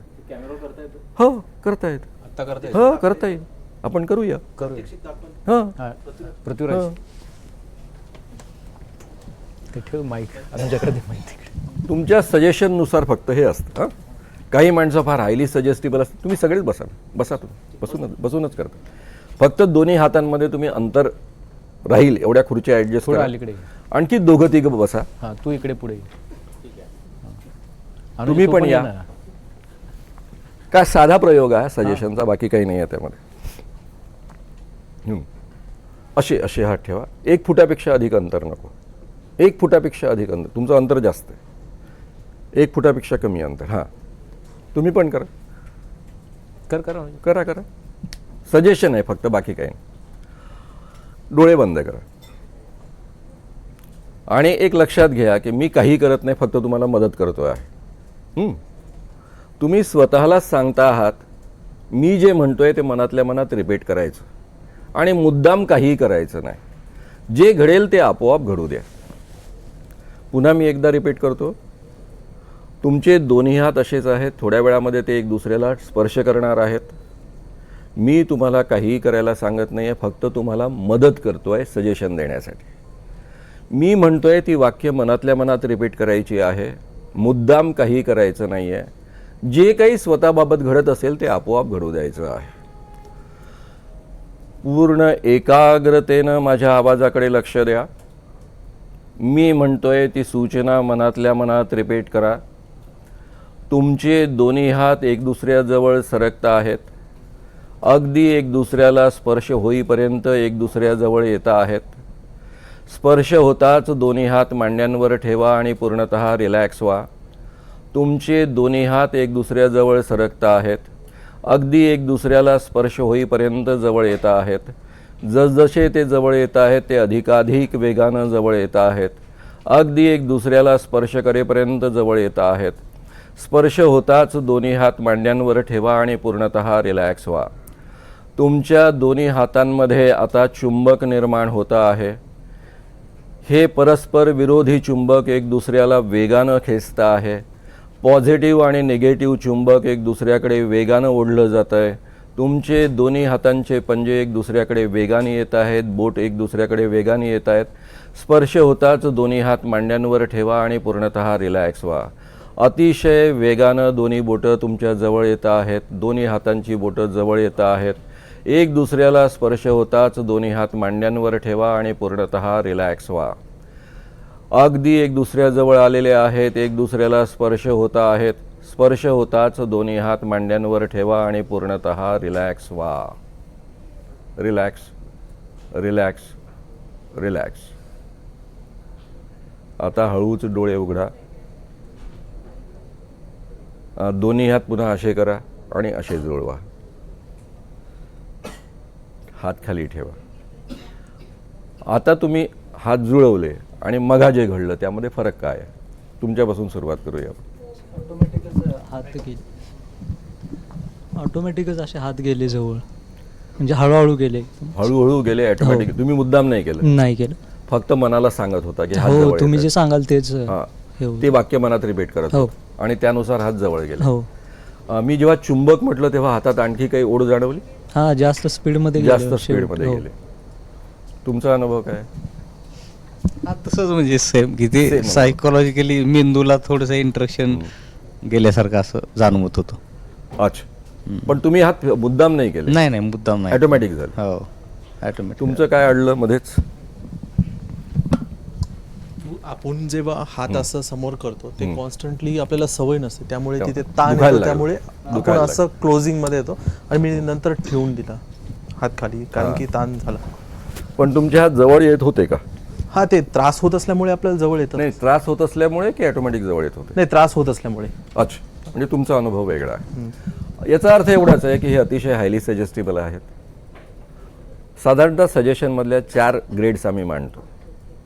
एक अतिशय उत्तम सजेस्टिबल, हे मीडियम आहेत, हे उत्तम आहेत, आणि हे लाईट किंवा ज्याला आम्ही हिप्नॉइडल स्टेट म्हणतो त्यापैकी आहेत. म्हणजे हे टेक्निक आम्ही का वापरतो की कोण किती सजेस्टिबल आहे ओळखण्याकरता. पण हा जो अनुभव आहे की मी करत नाही ना आपोआप घडतं, हा अनुभव याशिवाय आधी कधी आपण घेतलेला नसतो. मी आधी घेतला होता भूतांगात येताना, त्यामुळे मी फटकन रिलेट करू शकतो. याला अध्यात्मामध्ये डिसोसिएशनची पोझिशन म्हणतात. डिसोसिएट करतो आपण, आपलं आत्मस्वरूप वेगळं आहे आणि आपलं शरीर वेगळं आहे. इथे आत्मा म्हणजे माइंड आहे, डोकं आहे, आपला मेंदू आहे. तुम्हाला पहिल्यांदा जाणवलं असेल की आपण काही करत नाही आणि आपोआप होत आहे.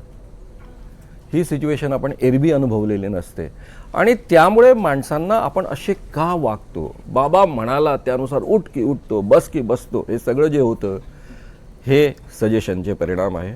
ते आरोग्यावर होतात. वर्ल्ड हेल्थ ऑर्गनायझेशनचा हा रिपोर्ट आहे की 55% आजार याच्यामागे सायकोलॉजिकल कारणे असतात. आयदर ते सायकोलॉजिकल असतात किंवा सायकोसोमॅटिक असतात. आजच्या काळात एवढी आधुनिक मेडिसिनची यंत्रणा विकसित झाल्यानंतर सुद्धा 55% आजारामध्ये सायकोलॉजी अत्यंत मोलाचा आणि महत्त्वाचा रोल प्ले करते. आणि म्हणून मग ते बाबावर श्रद्धा ठेवली तर बाबा काहीच करत नाही. या माझ्या स्वतःच्या माइंडच्या सजेशनच्या पॉवरमुळे किंवा ताकदीमुळे मला ते फायदे मिळतात. हे anybody you can do also, anybody can do. Sir, तुम्ही आता आरोग्याविषयी बोलताय, तर तुमचं बुवाबाजी बळी स्त्रियांचा नावाचं एक पुस्तक आहे, तर त्याच्यात तुम्ही अंधश्रद्धा आणि लैंगिक समस्या यांचा जवळचा संबंध आहे असं मांडलंय. तर ते कसं, काय सांगाल त्याच्याबद्दल? बेसिकली काय असतं की आपल्या 2 प्रकार आहे. आता मी तुम्हाला एक उदाहरण देताना सांगेल. आम्ही कृपाळू महाराजांना एक्सपोज केलं.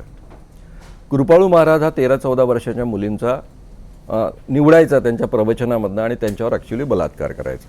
त्याला एक रोग झालेला आहे. त्या रोगामध्ये त्याचं इजॅक्युलेशन होत नाही, स्खलन होत नाही. त्याला जेव्हा आम्ही जेलमध्ये टाकलं, 13-14 वर्षाच्या मुलींसोबत त्यांनी या पद्धतीचा केल्यामुळं स्वाभाविकच ताबडतोब त्याला जेलमध्ये टाकण्यात आलं. नागपूरच्या जेलमध्ये त्याला टाकलं. तर आमच्या उमेश बाबू चौबे, माझ्या संघटनेचे जे कार्याध्यक्ष आहेत, त्यांना भेटायला कोल्हापूरच्या एक अतिशय मोठ्या ॲडव्होकेट आणि सामाजिक क्षेत्रामध्ये खूप नाव असलेल्या स्त्री भेटायला आल्या. बाबा उमेश चौबेंनी त्यांना सगळं समजावून सांगितलं की बाबाला का जेलमध्ये टाकलं. त्यावर त्या म्हणाला, फिर क्या हो गया, वो स्त्रियों का उद्धार करते हैं. मेरी शादी होकर 10 साल हो गए थे, उसके बाद मैं बाबा के पास गई, लेकिन बाबा ने जो मुझे एक दिन में आनंद दिया वो 10 साल में मेरे पति ने कभी मुझे दिया नहीं. त्यावर उमेश बाबू असं म्हणत होते मला, श्याम बाबू मुझे ऐसा लग रहा है कि चुल्लू भर पानी में डूब कर मरे. हाही अनुभव असतो. हे इतके एक्सपर्ट बनवून जातात त्या क्षेत्रामध्ये. नवऱ्याच्या वाट्याला एकच बायको आयुष्यात येते, तो प्रयोग करून करून किती करणार आहे. हे एक्सपर्ट बनवून जातात. हाही एक त्यातला भाग आहे. आपल्या समाजामध्ये लैंगिक भूक हा मोठा प्रकार आहे. त्याचं सारखं दडपण समाजाचं इतकं असतं की ती सारखी शमवली जात नाही आणि दडपली जाते. आणि त्या दडपलेल्या मग भुकेला वाट मिळते या ठिकाणी. म्हणूनच मी म्हटलं की फक्त गिल्ट कॉम्प्लेक्स दूर करायचा असतो. तो गिल्ट कॉम्प्लेक्स दूर केला की बाबाकरता पुढच्या गोष्टी फार सोप्या असतात. याच्यामध्येच आता ज्योतिषशास्त्राच्या अनुषंगाने सुद्धा प्रश्न विचारायचा आहे, कारण खरात मध्ये तोही एक अँगल समोर आलेला होता. जसं जादूटोणा आणि ह्या सगळ्या गोष्टी आहेत, तर ज्योतिषशास्त्रामुळे सुद्धा अनेक गोष्टींची भीती ही बसते. आणि असं का होतं की ज्या लोकांकडे एक सायंटिफिक अप्रोच असतो, जी लोक हायली एज्युकेटेड आहेत, ती लोक सुद्धा या सगळ्या गोष्टींना आहारी पडतात, ज्याला आता एज्युकेटेड इलिटरेट्स अशा पद्धतीने सुद्धा म्हटलं जातं. तर एवढे तुम्ही तुमचं शिक्षण झालेलं असतं, तुम्ही वैज्ञानिक दृष्टिकोन ठेवत असता आणि बऱ्याचदा आपल्याला हेच राजकारणी भाषणात एक बोलताना पाहायला मिळतात, मात्र त्यांच्या वैयक्तिक आयुष्यात ह्याच सगळ्या गोष्टींना बळी पडताना सुद्धा पाहायला मिळतात. तर हा पगडा त्यांच्यावर का बसतो? बेसिकली आपण जे गृहीत धरतो ना की अशिक्षित आणि सुशिक्षित, त्याचा या गोष्टीशी काहीच संबंध नाही. जर आपल्या डोक्यामध्ये हे पक्क असेल, म्हणजे लहानपणापासून हेच बिंबवलेलं असेल की विज्ञानाचे कोणतेही नियम आध्यात्मिक क्षेत्राला लागू होत नाही, धार्मिक क्षेत्राला लागू होत नाही. विज्ञानामध्ये जी तर्कबुद्धी वापरायची असते ती इकडे वापरायची नसते. लहानपणापासून आपल्याला डिस्करेज केलं जातं की आध्यात्मिक उन्नती करायची असेल, देवाची प्राप्ती करायची असेल, गुरुची कृपा मिळवायची असेल तर शंका घ्यायची नाही, चिकित्सा करायची नाही. फार तर्कट करणारी जी माणसं आहे त्यांना देवप्राप्ती होत नाही. या पद्धतीचा संस्कार जो लहानपणापासून आपल्यावर असतो, त्यामुळं कदाचित एखादा अतिशय उत्तम सायंटिस्ट असणारा माणूस जो लॅबमध्ये अतिशय उत्तम डोकं वापरतो, अतिशय उत्तम सायंटिस्ट आहे, तो दुसऱ्या बाजूने या क्षेत्रामध्ये मुळीच डोकं वापरणार नाही, आपली तर्कबुद्धीच वापरणार नाही, तो सस्पेंड करेल. आता साधी गोष्ट आहे, यांनी जर म्हटलं असतं की मी हातच जवळ येऊ देत नाही, असं कसं पाहतो होतं काय माझ्यावर, मानवांचं मी जरा पाहतोच, परीक्षा घेतो, काहीच झालं नसतं. त्यांनी मी म्हणतोय त्याच्यावर थोडा विश्वास ठेवला आणि ती शब्द मनात रिपीट केली म्हणून ते हात जवळ आले, अदरवाईज आलेच नसते. तर ही जी प्रक्रिया आहे सर्वसाधारणतः ती अशी प्रक्रिया असल्यामुळं आपल्याला उलटं शिकवलं जातं की तुमच्या मनात शंका घ्यायची नाही, चिकित्सा करायची नाही, पूर्ण समर्पण करायचं. तो जो राम रहीम बाबा आहे, ज्या मुलीमुळे हे सगळं प्रकरण उघडकीस आलं, जिने अटल बिहारी वाजपेयींना पत्र लिहिलं, ही मुलगी गेल्या गेल्या तो काय म्हणतो की तुमने तुम्हारा तन मन धन मुझे अर्पण किया है, तुम मुझे गुरु मानती हो, तुम्हारा तन मेरे मालकियत का है, आज मैं उसे भोगना चाहता हूँ. ही सुरुवात करतो तो. म्हणजे इतकं त्या बायकांना शिकवलेलं असतं लहानपणापासून तन मन धन अर्पण करणं. आपण प्रेमात पण बहुधा प्रत्येकाने अनुभवलेलं आहे. या स्त्रिया किंवा पुरुष दोघंही अक्षरशः त्या बाबाच्या प्रेमात पडलेले असतात. ती अवस्था बीइंग लव्ह सारखी असते. त्याने साधा मी स्वतः ते अनुभवलेलं आहे, पुरुष असून. सॉरी, म्हणजे मी इंटरप्ट यासाठी करते कारण की हा अँगल थोडा देव प्राप्ती किंवा देवाला भेटणं त्या अँगलने जास्त जातोय. माझा जो प्रश्न होता तो राजकारण्यांच्या अनुषंगाने होता, कारण की खरात प्रकरणामध्ये अनेक राजकारण्यांचेच फोटो त्याच्यासोबत दिसून आलेले होते आणि त्यातनं हे बऱ्याचदा म्हटलं जातं की सत्ता येणार की नाही, मुख्यमंत्रीपद राहणार की जाणार, निवडणुका जिंकणार की नाही, ह्या सगळ्या गोष्टींसाठी सुद्धा ज्योतिषशास्त्राचा आधार घेतला जातो. दोन्हीमध्ये फरक काय? जर त्यांचा हा विश्वास असेल की बाबामध्ये माझी कोणतीही समस्या सोडवण्याची क्षमता आहे, तो भूत भविष्य वर्तमान जाणतो, आवश्यक त्या ठिकाणी तो बदलवू शकतो, ही जर माझी श्रद्धा आहे आणि मग मी त्या बाबाकडे जातो आणि त्याच्या कृपेमुळे मला काही मिळालं असं मानतो, कारण 50% चान्सेस आहेत असं घडेल किंवा असं घडेल, त्यामध्ये जे घडलं त्याचं सगळं क्रेडिट मी त्याला देतो. एवढंच कशाला, म्हणजे या केसमध्ये, या अशोक खरात केसमध्ये महाराष्ट्रातल्या एका मोठ्या मंत्र्याने मी मुख्यमंत्री बनावं याकरता त्याच्याकडनं पूजा करून घेतली आणि म्हणून हे प्रकरण उघडकीस आलं असं काही राजकीय लोक सांगतात. किंवा एकनाथ शिंदे त्यांना भेटायला गेले होते, ते आपलं मुख्यमंत्रीपद कायम राहावं यासाठीच गेलेले होते असंही सांगतात. ती यामध्ये असत्य काय वाटावं आपल्याला? कारण ही श्रद्धा तशी असते, आपण ती अनुभवली नाही म्हणून आपल्याला लक्षात येत नाही. ज्यांनी ज्यांनी ती आयुष्यात कधी अनुभवलेली आहे त्यांच्या लक्षात येईल की कशावरही आपण ठेवू शकतो विश्वास, काही पण. माझं बायकोशी माझ्या पटत नाही, याच्यासाठी सुद्धा मी बाबाची कृपा मिळवू शकतो आणि बायकोला बाबाकडे पाठवू शकतो. तुम्ही तुमचं ज्योतिष हे शास्त्र आहे की नाही? बरेच लोक विचारतात ना की ज्योतिष हे सुद्धा एक शास्त्र आहे, असा दावा ते करतात. आता काल विजय थलपतीने शपथ घेतली, तामिळनाडूचे मुख्यमंत्री झाले ते. त्यांनी आपले OSD म्हणून त्यांच्या स्वतःच्या पर्सनल ॲस्ट्रॉलॉजरची नियुक्ती केली आहे. त्यांचं नाव रिकी राधन पंडित आहे, तुम्ही वाचलं असेल. ते शास्त्र आहे की नाही आहे ते? बेसिकली ज्योतिष हे मुळीच शास्त्र नाही, त्याला कोणताही शास्त्रीय आधार नाही.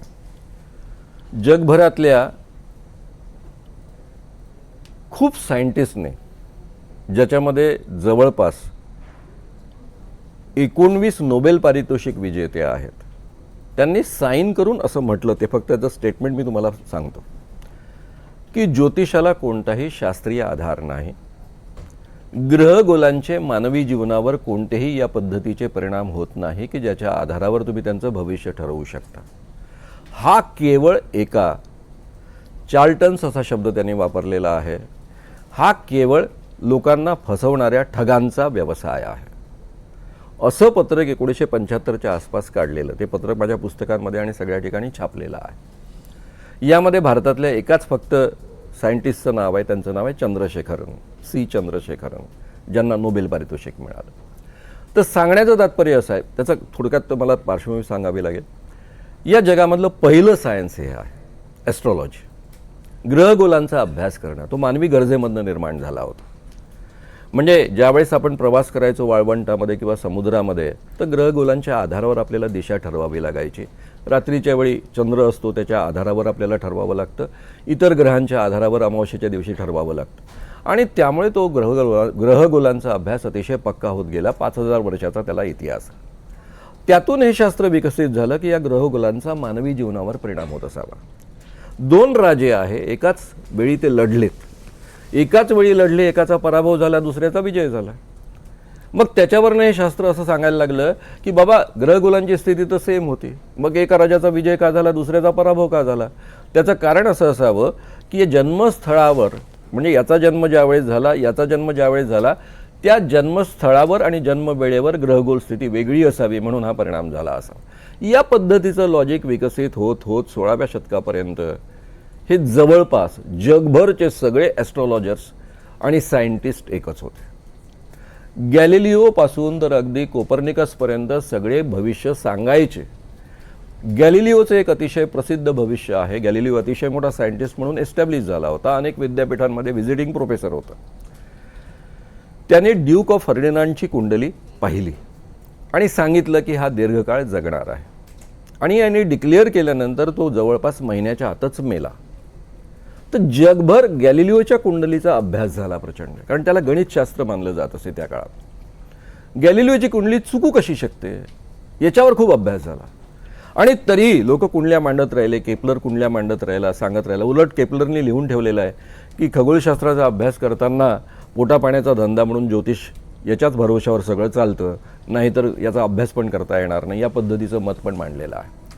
पण साधारणतः गॅलिलिओच्या कुंडलीच्या आधारावर जो अभ्यास सुरू झाला, त्यातनं एक मतप्रवाह वाढीस लागला की आपण ग्रहगोलांचं शास्त्र म्हणतो ते खरं आहे सगळं, पण त्याचा मानवी जीवनावर जो परिणाम होतो असं मानतो ते खरं नाही. आणि त्यातून ह्या 2 शाखा निर्माण झाल्या. 19व्या शतकामध्ये या पद्धतीची एक यंत्रणा तयार झाली आणि ह्या 2 शाखा पूर्णतः सेपरेट झाल्या. एकाला म्हणतात ॲस्ट्रॉनॉमी आणि दुसऱ्याला म्हणतात ॲस्ट्रॉलॉजी. 20व्या शतकामध्ये ॲस्ट्रॉनॉमी जेवढे मानणारे आणि काम करणारे सायंटिस्ट आहेत त्यांच्यावर हे बंधन घातलं गेलं की त्यांनी ॲस्ट्रॉलॉजीचा व्यवसाय करायचा नाही. जर त्यांनी ॲस्ट्रॉलॉजीचा व्यवसाय केला तर त्यांना फेलोशिप मिळणार नाही. आता हे 2 सेपरेट विषय झालेले आहे. फॅक्ट अशी आहे की यामध्ये जेवढं सायन्स होतं तेवढं सगळं ॲस्ट्रॉनॉमीने काढून घेतलं आणि उरलेला चौथा टाकला, त्याला ॲस्ट्रॉलॉजी असं म्हणतात. ग्रहण केव्हा लागेल, सूर्योदय केव्हा होईल, सूर्यास्त केव्हा होईल, चंद्राचा उदय केव्हा होईल, अमावस्या पौर्णिमा, हे सगळं ॲस्ट्रॉनॉमी आहे. पण हे या ग्रहणामध्ये असे परिणाम होतील, हे ॲस्ट्रॉलॉजी आहे. ॲस्ट्रॉलॉजीला कोणताही आधार नाही. लॉ ऑफ प्रोबॅबिलिटीच्या विरुद्ध, म्हणजे लॉ ऑफ प्रोबॅबिलिटी, शक्यतेचा नियम, याच्यापेक्षा कधीही अधिक रिझल्ट ते देऊ शकलं नाही. आणि म्हणून अखिल भारतीय अंधश्रद्धा निर्मूलन समितीचं जाहीर आव्हान आहे, जे आम्ही 44 वर्ष टाकतोय, ते 1 लाखाचं होतं, ते आता 80 लाखाचं झालेलं आहे, की आम्ही कोणत्याही ज्योतिषांनी बनवलेल्याच 20 कुंडल्या देऊ, त्यांनी तपासता येईल असं भविष्य सांगायचं. भविष्य नाही, भूतकाळ वगैरे सांगायचं.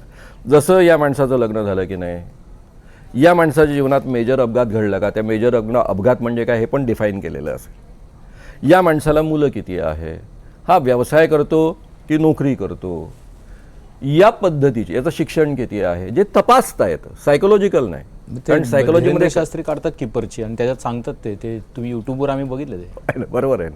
म्हणून तर म्हटलं ती माहिती मिळवण्याची यंत्रणा कशी आहे. एक तर तो काही धड सांगतच नाही, सगळं ॲम्बिग्युअस असतं. तुम्ही तर त्याला पैसे द्यायला तयार झाले होते ना. मी त्याला पैसे द्यायला तयार झालो म्हणजे ते आव्हान स्वीकारून त्याला सिद्ध करायला सांगितलं. ते आव्हान फार चिल्लर आहे अगदी. काय आहे काही नाही. त्याचा दावा असा आहे की त्याच्यासमोर भक्त आला की त्याच्या तोंड पाहिलं की त्याला त्याचं नाव कळतं, त्याच्या वडिलांचं नाव कळतं, त्याचं आडनाव कळतं, बरोबर. त्याशिवाय त्याचं वय कळतं आणि त्याचा फोन नंबर सुद्धा कळतो. हे त्याच्याच व्हिडिओमधलं सगळे दावे काढले आम्ही. आणि त्याला आपल्या स्वतःच्या भक्ताच्या घरातल्या कोणत्या रूममध्ये कोणत्या कुठे काय ठेवलेलं हे पण कळतं. म्हणजे त्याला दिव्यदृष्टी आहे आणि दिव्यशक्ती आहे.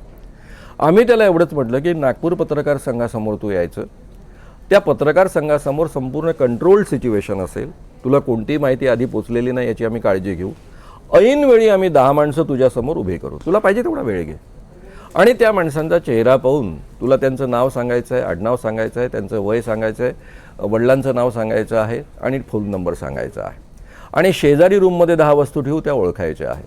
90% करेक्ट, जरी खरं म्हणजे दिव्यशक्ती आणि दिव्यदृष्टी आहे तर 100% सांगायला पाहिजे, पण आम्ही तुम्हाला 10% सूट देतो. 90% करेक्ट 2दा सांगितलं, 2दा हे रिपीट होईल, 2दा सांगितलं तर 80 लाखाचं पारितोषिक मिळेल. पण तो कधीच येणार नाही ना. ते म्हणाले की तुम्ही तिथे येऊन ती माहिती कंट्रोल कशी करू शकतो. आजकाल तुम्ही जर एअरपोर्टवर गेला आणि तुम्ही नेहमी जर विमानाने प्रवास करत असाल तर आजकाल तुम्हाला तिथे गेल्या गेल्या कॅमेरा तुम्हाला ओळखतो, तुम्हाला दार उघडून देतो, आतमध्ये तुम्ही जातात, तुम्ही कोणतं तिकीट काढलेलं आहे, कोणत्या विमानात बसणार आहेत पासून माहिती असते. आणि नरेंद्र मोदींचे हे छोटे बंधू आहेत, आणि आधार कार्डचा डाटा तर सगळ्याच कंपन्यांकडे आहेत. तुम्ही आणि मी कोणत्याही कंपनीकडे गेलो, टेलिफोन कंपनीकडे, तर आपला आधार डाटा त्यांच्याकडे आहे. तुम्हाला असं वाटतं की ते गुगल आणि आधारवरून किंवा बाकीकडून त्याची गरजच नाही हो. हे फार क्रूड फॉर्म वापरतात. मी 4 बाबा या पद्धतीचे एक्सपोज केलेले आहेत. तो लहरी बाबा होता, तो काय करायचा की आपल्या सगळ्या हस्तकांतर्फे माहिती गोळा करायचा.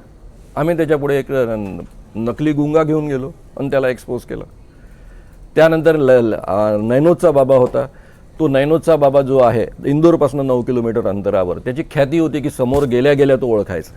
आता माझी तिथे इंदोरचे सगळे कार्यक्रम राहुलजी बारपुते, नई दुनियाचे संपादक यांनी आयोजित केले होते. माझा थोडासा परिचय छापलेला होता. मी इंग्रजीचा प्राध्यापक, पण मला माहीत होतं की माहिती कुठून जाते, मला माहीत नाही कुठून जाते, कारण मला इन्व्हेस्टिगेशन करायला वेळ नव्हता. पण आम्ही जेव्हा त्याला एक्सपोज करायला गेलो तेव्हा रिक्षात जाताना मी माहिती खोटी पुरवली. मी नागपूर विद्यापीठाचा इंग्लिशचा हेड आहे वगैरे या पद्धतीची माहिती पुरवली, कारण मी इंग्लिशचा प्राध्यापक आहे एवढी माहिती छापलेली होती. पण यांनी वाचलं असेल, एज्युकेटेड रिक्षेवाला दिसतोय तर कदाचित त्याला कळेल. आणि 200ची रांग मोठी, त्या रांगेत आम्ही सगळे उभे, 50 माझ्यासोबत आलेले मुलं मुली, आणि तिथून तो जोऱ्याने ओरडला, ओ नागपूर विद्यापीठ के बड़े इंग्लिश के प्रोफेसर हेड आ गए हैं, वो सामने आ जाए, लाऊडस्पीकरवरनं. मला फटकन कळलं ना की रिक्षेवाल्यांकडनं माहिती याच्यापर्यंत पोहोचते, कारण ही खोटी माहिती मी त्यालाच दिलेली आहे. तर हे टेक्निक असतं. मी अनेक ज्योतिषांना या पद्धतीनं एक्सपोज केलेलं आहे. तर ज्योतिष हे शास्त्र नाही, आणि म्हणून आम्ही आव्हान देतो तुम्ही की 90, एक मिनिट फक्त, तुम्ही 90% करेक्ट सांगा, तुम्हाला 80 लाखाचं पारितोषिक मिळेल. हे आज नाही देत, मी सुरुवात केली ज्योतिष महामंडळाला हे आव्हान देण्यापासून. अखिल भारतीय ज्योतिष महामंडळ आहे, 1985 साली त्यांचं पहिलं अधिवेशन झालं होतं टिळक स्मारक मंदिरामध्ये. मी स्वतः ते अटेंड केलेलं आहे, तिथे त्यांना आव्हान टाकलेलं आहे. तोपर्यंत मी ज्योतिषांना अतिशय सज्जन समजायचो.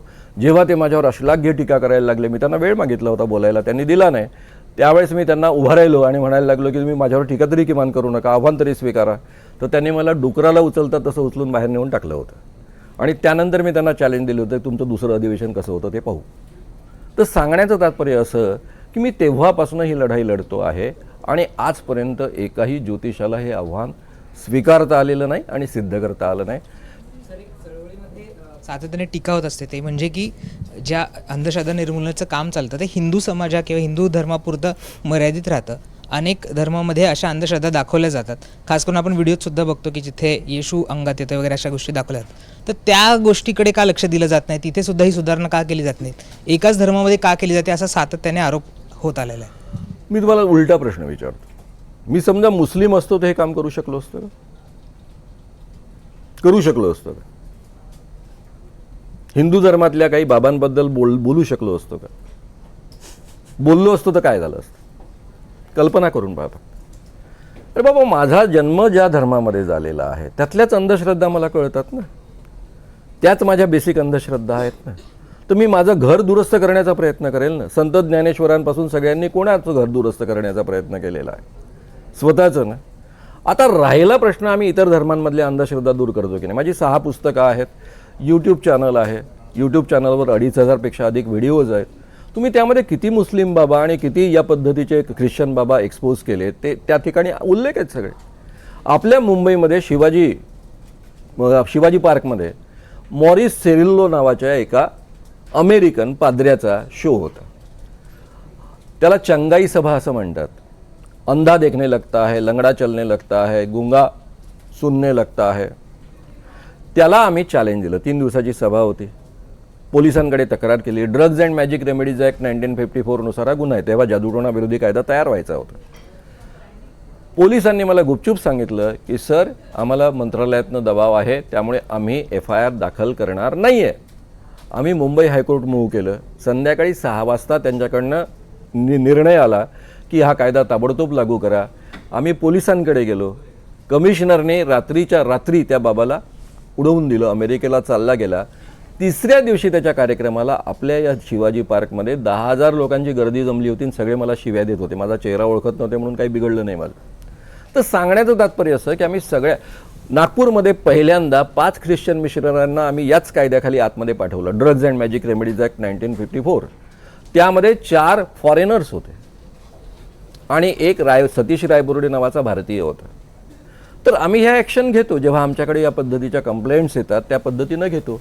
पण हे करत असताना आम्ही एक काळजी घेतो की हे करताना आम्ही त्या त्या धर्मातल्या लोकांना सोबत घेतो. आम्ही जात नाही नुसते.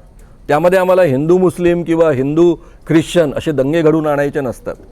म्हणून आम्ही त्यांच्यामधली जी समजदार माणसं आहेत त्यांना सोबत घेऊन जातो. कामठीला चांद तारा मशिदीवर चमकत होता. मशिदीबद्दल बोलणं किती घातक असतं तुम्हाला माहीत आहे. त्या मशिदीवरचा चांद तारा आम्ही बंद केला होता, तो चमकणं सगळं. कारण आम्ही तटस्थपणे काम करतो याबद्दल लोकांच्या मनात विश्वास असल्यामुळे हे शक्य झालं. तुमच्या खऱ्या प्रश्नाचं उत्तर असं आहे की हे आक्षेप सामान्य माणसं माझ्यावर कधीच घेत नाही. ज्यांनी माझी भाषणं ऐकलेली असतात ते घेत नाही. फक्त बाबांचे आणि या पद्धतीच्या अंधश्रद्धांचं समर्थन करणारे एजंट जे आहेत ते या पद्धतीचं ऑब्जेक्शन घेत असतात. फडणवीसांच्याबद्दल बोललात की फडणवीसांनी कायद्याची किंवा त्या प्रक्रियेची अंमलबजावणी करण्यासाठी काहीच केलं नाही. पण ज्यावेळेला आपण अशोक खरात केसमध्ये फडणवीसांनी जे विधानसभेत भाषण केलंय त्याच्यामध्ये त्यांनी सांगितलं की राज्यामध्ये अशा अंधश्रद्धेला मूठमाती आम्ही देण्याचं काम करू आणि कुठला बाबा कोण काय होणार हे ठरू शकणार नाही. जर एवढी कन्स्ट्रक्टिव्ह भूमिका जर ते विधानसभेत घेत आहेत तर मग तुम्ही ज्या पद्धतीने सांगतायत ह्यामध्ये काय वेगळेपण मला दिसतंय की फडणवीसांनी प्रयत्न केले नाही केले आणि घरातलं ते अटकेत घेत आहेत, कायद्याच्या कचाट्यात घेत आहेत. खरातला अटकेमध्ये का गेला, खरात अटकेमध्ये त्याच्या मागचं कारण काय हे माझ्यापेक्षा तुम्हाला अधिक चांगलं माहीत आहे. मी साधा प्रश्न विचारतो. देवेंद्र फडणवीसांच्या जवळचा एखादा MLA, एखादा त्यांचा जवळचा माणूस त्यामध्ये इन्व्हॉल्व असता तर ही ॲक्शन घेतल्या गेली असती काय? की एकनाथ शिंदेंचा तो बाबा ओळखला जातो म्हणून ही ॲक्शन घेतल्या गेली आहे याचा आपण तपास करावा. पहिला मुद्दा. मी एवढ्या अधिकारवाणीनं का बोलतो? कारण माझा तो पर्सनल अनुभव आहे. पर्सनल म्हणजे माझा पर्सनल नाही, जादूटोणा विरोधी कायदा प्रचार आणि प्रसार समितीचा सहअध्यक्ष या नात्याने पर्सनल अनुभव आहे. नागपूरमध्ये 2023 जानेवारीमध्ये 8-9 तारखेला 7 आणि 8 तारखेला दिव्य दरबार भरला होता या धीरेंद्र कृष्ण महाराजाचा. या दरबारामध्ये त्यांनी उघड कायद्यांचं उल्लंघन केलेलं आहे. आपको पेट की बीमारी हुई है, आपको दिमाग की बीमारी हुई है, इसको करनी टोटका किया है, इसके काकी ने करनी टोटका किया है, इसको भूत लगाया है, वो मुस्लिम ने भूत लगाया है. ही सगळी वाक्य त्यामध्ये आहे. जादूटोणा विरोधी कायद्यानुसार एखादी व्यक्ती भूत लावते, एखादी व्यक्ती करणी करते, जादूटोणा करते, एखाद्या म्हशी गाईचं दूध आटवते असं म्हणणं इटसेल्फ कायद्याने गुन्हा आहे. FIR दाखल केवळ तेवढ्या करता होतो. आणि इथे तो व्हिडिओचा पुरावा त्याच्याच आश्रमाने काढलेल्या व्हिडिओचा पुरावा आहे त्या दरबार आश्रमातला बागेश्वरचा. आणि एवढंच नव्हे तर तो दुसरा पण दावा करतो, पेट की बिमारी अमुक तमुक तमुक आणि त्याच्यावरचे उपाय सांगतो. Drugs and magic remedies act 1954 या कायद्यानुसार एखाद्या व्यक्तीला डॉक्टरची डिग्री नसणाऱ्या माणसाने जर केवळ निदान केलं रोगांचं तरी कायद्याने गुन्हा आहे. उपचार करतो असं म्हटलं तरी कायद्याने गुन्हा आहे. उपचार करणं तर कायद्याने गुन्हाच आहे. हे दोन्ही कायदे या माणसाला लागू होतात. मी जादूटोणा विरोधी कायदा प्रचार प्रसार समितीच्या लेटर हेडवर सहअध्यक्ष या नात्याने तक्रार केली. पोलीस कमिशनरला दोन्ही कायद्यांच्या प्रती दिल्या. अमितेश कुमार नागपूरचे त्यावेळेसचे पोलीस कमिशनर, त्यांना या दोन्ही कायद्यांच्या प्रती दिल्या. या दोन्ही कायद्यांच्या प्रती देऊन हे कायदा कुठे कुठे लागू होतो याचे तपशील सांगितलेत. हे सगळं झाल्यानंतर त्यांनी डिक्लेअर केलं 8 दिवस अभ्यास करून की जादूटोणा, त्यांनी असं म्हटलं की आम्ही अभ्यास केला, दिव्य दरबाराचे व्हिडिओज पाहिले आणि आमच्या अभ्यासातनं आमच्या लक्षात आलं की कोणताच कायदा लागू होत नाही, अंधश्रद्धा निर्मूलन कायदाही लागू होत नाही आणि ड्रग्ज अँड कॉस्मेटिक ॲक्ट पण लागू होत नाही. आता खरं म्हणजे अंधश्रद्धा निर्मूलन हा शब्दच या संपूर्ण जादूटोणा विरोधी कायद्यामध्ये कुठे नाही आहे. त्यांना मी प्रत देतोय आणि तरी ते त्याला अंधश्रद्धा निर्मूलन कायदा म्हणतात. माफ, ठीक आहे, पत्रकार हा शब्द वापरतात म्हणून त्यांनी वापरला असं आपण गृहीत धरू. पण drugs and magic remedies act, तो जादुई उपचारांकरताचा असणारा कायदा, ड्रग्ज अँड कॉस्मेटिक ॲक्ट म्हणतात. एवढा अभ्यास आहे त्यांचा. IPS अधिकाऱ्याला हे कळत नाही या दोन्ही कायद्यांमधला फरक. मग ते IPS पास कसे झाले? प्रदीप मिश्रा म्हणतात त्या पद्धतीनं. एक मिनिट पोलीस अधिकारी गृहमंत्र्यांच्या सांगण्यावरून अशी भूमिका घेतात असं तुमचं नाही म्हणणं नाही आहे? नाही, पुढे बोलतोय ना मी. प्रदीप मिश्राने असं जाहीररित्या तो आपला आव्हान करतो, सांगतो की आपने अभ्यास किया हो नहीं किया हो तो भी चलेगा, शंकर भगवान के पिंडी को बेलपत्री लगाओ, आप परीक्षा में पास हो जाएंगे. असे IPS पास झाले का हे? असं तर आपण म्हणू शकत नाही. म्हणजे याचा अर्थ देवेंद्र फडणवीसांना खुश करण्यासाठी त्यांनी ॲक्शन घेतली नाही असं मी पहिल्यांदा मानलं. म्हणून मी 10 तारखेला पुन्हा प्रेस कॉन्फरन्स घेतली आणि त्या प्रेस कॉन्फरन्समध्ये देवेंद्र फडणवीसांना आव्हान केलं की तुमचा पोलीस कायदा असून, लागू होत असून तो लावत नाही आहे, तुम्ही स्वतः दखल घ्या. यात कशाला? राधेमाच्या वेळेस मी स्वतः त्यांना सांगितलेलं आहे. राधेमाला कायदा लागू होतो हे ॲडिशनल पोलीस कमिशनरला मी सगळे बारकावे त्यांच्या पुढ्यात मांडले. त्या तक्रारी आलेल्या होत्या समितीकडे, मी त्यांना सगळे बारकावे सांगितले. FIR दाखल करा म्हणून सांगितलं, त्यांनी केला नाही. मी स्वतः पर्सनली देवेंद्र फडणवीसांकडे ती तक्रार केली. त्यावेळेस मी वारंवार त्यांना भेटत असे, नाही झाली ॲक्शन. अशी किती उदाहरणं आहेत. पोलिसांकडनं आलेले माझ्याकडे फोन, आम्ही ॲक्शन घेऊ शकत नाही, आमच्यावर दबाव येतो. आणि म्हणून मी अतिशय सप्रमाण हा आरोप करतो आहे की बरं ते जाऊ द्या, हे सगळं झाल्यानंतर देवेंद्र फडणवीस पुन्हा त्या माणसाला आणतात नागपूरमध्ये, त्याच्या कार्यक्रमामध्ये हजर राहतात. त्या कार्यक्रमामध्ये हा माणूस शिवाजी महाराजांविषयी अश्लाघ्य बोलतो, त्याच्याबद्दल ते हरकत घेत नाही. त्यावेळेस ते किंवा नितीन गडकरी किंवा मोहनजी भागवत तिघही जण होते, एकानेही हरकत घेतली नाही की बाबा रामदास स्वामीची आणि शिवाजी महाराजांची तर कधी भेटच झालेली नाही आहे, तुम्ही हे काय सांगतात, सगळं झालं का हे सगळं? आणि उलट या पद्धतीचे बाबा घेऊन ते महाराष्ट्रभर हिंडत असतात. आणि म्हणून मी या पद्धतीनं बोललो आहे. छोटासा प्रश्न आहे फक्त. आपल्या आयुष्यात अपब्रिंगिंग जी होते आपली, त्यामध्ये शाळा अतिशय महत्त्वाच्या असतात. शाळेतून आपली अपब्रिंगिंग होते. पण म्हणजे 2-3 दशकापूर्वीची एक शरद पवारांची मुलाखत आहे, त्यामध्ये ते म्हणतात की शाळेचा जो अभ्यासक्रम आहे त्यामध्ये आधुनिक मूल्य आहेत, सगळं आहे, पण जो शिक्षक वर्ग आहे तो हा सुधारणावादी नाही आहे, तो मोठा वर्ग आहे असा, म्हणजे तो त्यांना सुधारणा करायच्या नाही आहेत असा. म्हणजे लहानपणापासून जे आपल्यासमोर तुम्ही पण म्हणता की आपल्या हॅम्बरिंग होतं आपल्या मनावर किंवा काय, तर मग आणि सध्या सिनेमे पण बनतायत जे याला पूरक आहेत सगळे वातावरणाला. तर अशा समाजाचं म्हणजे पुढच्या काळात हा समाज कसा वागेल असं तुम्हाला वाटतं? आणि तुमची जी इमेज आहे अनिशची, जी म्हणजे हिंदू विरोधी करण्यात काही लोकांना म्हणजे यश आलं आहे, तर त्याला टॅकल करण्यासाठी तुम्ही काय करू शकता? उद्या अनिशचा कार्यकर्ता समजा साधूच्या वेशात गेला तर फरक पडू शकेल का, किंवा वेगळा काय मार्ग तुम्हाला अवलंबता येईल का? तुम्ही जो प्रश्न उपस्थित केला, 2 गोष्टी आहेत. मी जनतेमध्ये फिरून व्याख्यानं देतो, हजारोच्या संख्येनं लोक माझ्या व्याख्यानाला असतात. माझी जर ती इमेज असती तर व्याख्यानाला इतके लोक कधीच आले नसते, नंबर 1. आणि इतक्या शांततेत मी आतापर्यंत 10,000 व्याख्यानं दिली, एकही माझं व्याख्यान 10,000 व्याख्यानांपैकी मध्ये बंद झालेलं नाही आहे. एकही उदाहरण नाही. कोणी किती प्रयत्न केला तरी ते बंद होत नाही, कारण जनतेचा तेवढा सपोर्ट असतो. त्यामुळे माझी जी इमेज जी आहे तुम्ही म्हणता, ती फक्त जे या बाबांचे हस्तक असतात त्यांनी पसरवलेले प्रयत्न करतात ती भूमिका आहे. मी देवाच्याबद्दल कधी बोलत नाही, धर्माच्याबद्दल कधी बोलत नाही, संपूर्ण माझ्या इतिहासामध्ये तुम्हाला कधी सापडणार नाही. फक्त या बदमाशांबद्दल मी बोलतो, नंबर 1. नंबर 2, तुम्ही म्हणाला की बाबा बनून सुरुवातीला हे प्रयोग आम्ही केले. मी साधं विभूती वाटतो साध्या वेशामध्ये, तर आपल्याच इंडिया टुडेने एक मोठं एक कवर छापलेलं होतं की श्याम मानव त्यांच्या पाया लोक कसे पडत आहेत. मी विभूती वाटताना जवळपास 200 माणसांना वाटायचो साध्या कपड्यांमध्ये. तेव्हाच लोक पाया पडतात, तर तुम्ही म्हणतात भगवे कपडे घालून करा, म्हणजे काय होईल याचा अंदाज घ्या. मग मला सारखं म्हणावं लागतं की ते गाडगे बाबा काठी ठेवायची तशी मी ठेवू का? आता सांगण्याचं तात्पर्य हे आहे. शरद पवारांनी जो मुद्दा उपस्थित केला तो अत्यंत मोलाचा आणि महत्त्वाचा आहे. आपल्या स्वतःच्या राज्यघटनेमध्ये इमर्जन्सीमध्ये एक घटना दुरुस्ती करण्यात आली, त्यामध्ये डायरेक्टिव्ह प्रिन्सिपल टाकलेले आहेत. 51 AH scientific temper, spirit of inquiry, reform आणि ह्युमॅनिटी. म्हणजे तुम्हाला जर या समाजामध्ये मानवता निर्माण करायची असेल तर तुम्हाला सुधारणा करावी लागेल. आपला समाज अजून संपूर्ण मानवतावादी झालेला नाही आणि त्याकरता स्पिरिट ऑफ एन्क्वायरी, चिकित्सक प्रवृत्ती निर्माण करावी लागेल आणि वैज्ञानिक दृष्टिकोन रुजवावा लागेल. अतिशय सुंदर पद्धतीने या चारचं कॉम्बिनेशन त्यामध्ये टाकलेलं आहे. हे डायरेक्टिव्ह प्रिन्सिपल जरी असले तरी ते सगळ्यांना लागू आहे. मग मुख्यमंत्र्याला लागू आहे, शाळांना लागू आहे, तुम्हाला, मला, पत्रकारांना लागू आहे, सगळ्यांना लागू आहे.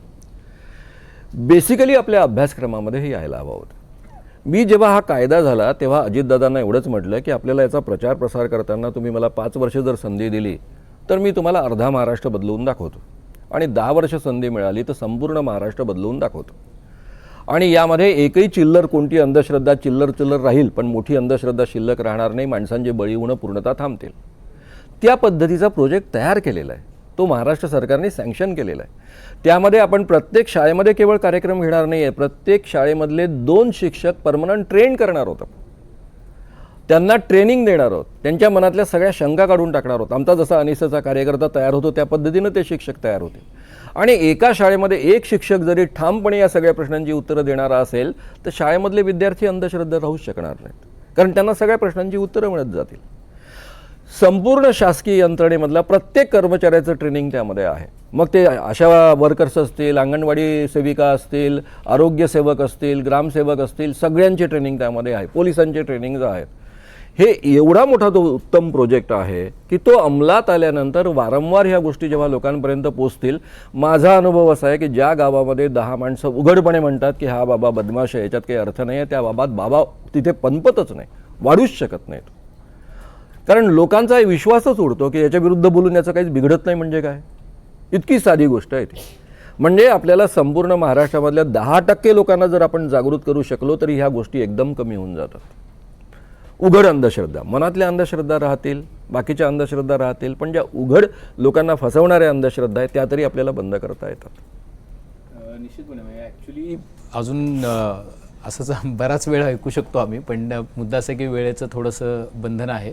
पण शाळांची जबाबदारी जी आहे ती मोठीच आहे. मला आठवतं की आम्ही शाळेत असताना ज्या पद्धतीने खेड्यांवरून चालून दाखवायचे, अगदी विस्तवावरून चालून दाखवायचे, त्याच्यामध्ये सायन्स सांगत होते की अशा कुठल्याही पद्धतीचं जर कोणी तुम्हाला चमत्कार म्हणून सांगायला लागलं तर त्यावर विश्वास ठेवू नका. त्यामुळे लहानपणी शाळांची भूमिका जी आहे यातली, शिक्षकांची भूमिका महत्त्वाची आहे आणि त्यासाठी सरकारची भूमिकासुद्धा महत्त्वाची आहे. अपेक्षा करूयात की अशोक खरात असेल किंवा गेल्या 6 महिन्यामध्ये जे अर्धा डझनपेक्षा जास्त बाबा वेगवेगळ्या कारणांमुळं पकडले गेलेले आहेत, ज्यांना अटक केलेली आहे आणि ज्यांना अटक करणारे पोलीसच त्यांच्याकडे आधी जाऊन आलेले आहेत, अशी वेळ परत सरकारमधल्या मंत्र्यांवर, नेत्यांवर आणि पोलिसांवर पण येणार नाही की ज्यांच्या पायावर तुम्ही डोकं ठेवायला गेला त्यांच्यावर कारवाई करण्याची वेळ. म्हणजे तुम्ही थोडं, मला असं वाटतं की तपासून बघण्याची गरज आहे. आणि अंधश्रद्धेच्या विळख्यातून सरकार बाहेर पडलं की जनता आपोआप बाहेर पडेल. सरकारनं, मला असं वाटतं की अशा लोकांना राजाश्रय देणं टाळलं पाहिजे. श्याम मानव सरांनी म्हणजे सुरुवातीपासून ते शेवटपर्यंत एक अनुभव दिला आणि कशा पद्धतीनं लोकांना याच्यातून नाडलं जातं तेही सांगितलं. सर, तुम्ही आलात आणि मनापासून बोललात त्याबद्दल खूप आभार. खूप आपलं 1 वर्ष लांबलं खरं तर, मध्ये एकदा तुम्ही यायचं कबूल केलं होतं, पण किमान या निमित्तानं तुम्ही आलात आणि बोललात त्याबद्दल मनापासून आभार. श्याम मानव सरांसाठी काही तुमचे प्रश्न असतील तर ते कमेंट बॉक्समध्ये जरूर नोंदवा. बेल आयकॉनवरती क्लिक केलं तर अपडेट्स मिळत जातील. आणि सर्वात महत्त्वाचं म्हणजे मुंबई तकचं यूट्यूब चॅनल सबस्क्राईब करायला विसरू नका. पाहत रहा मुंबई तक.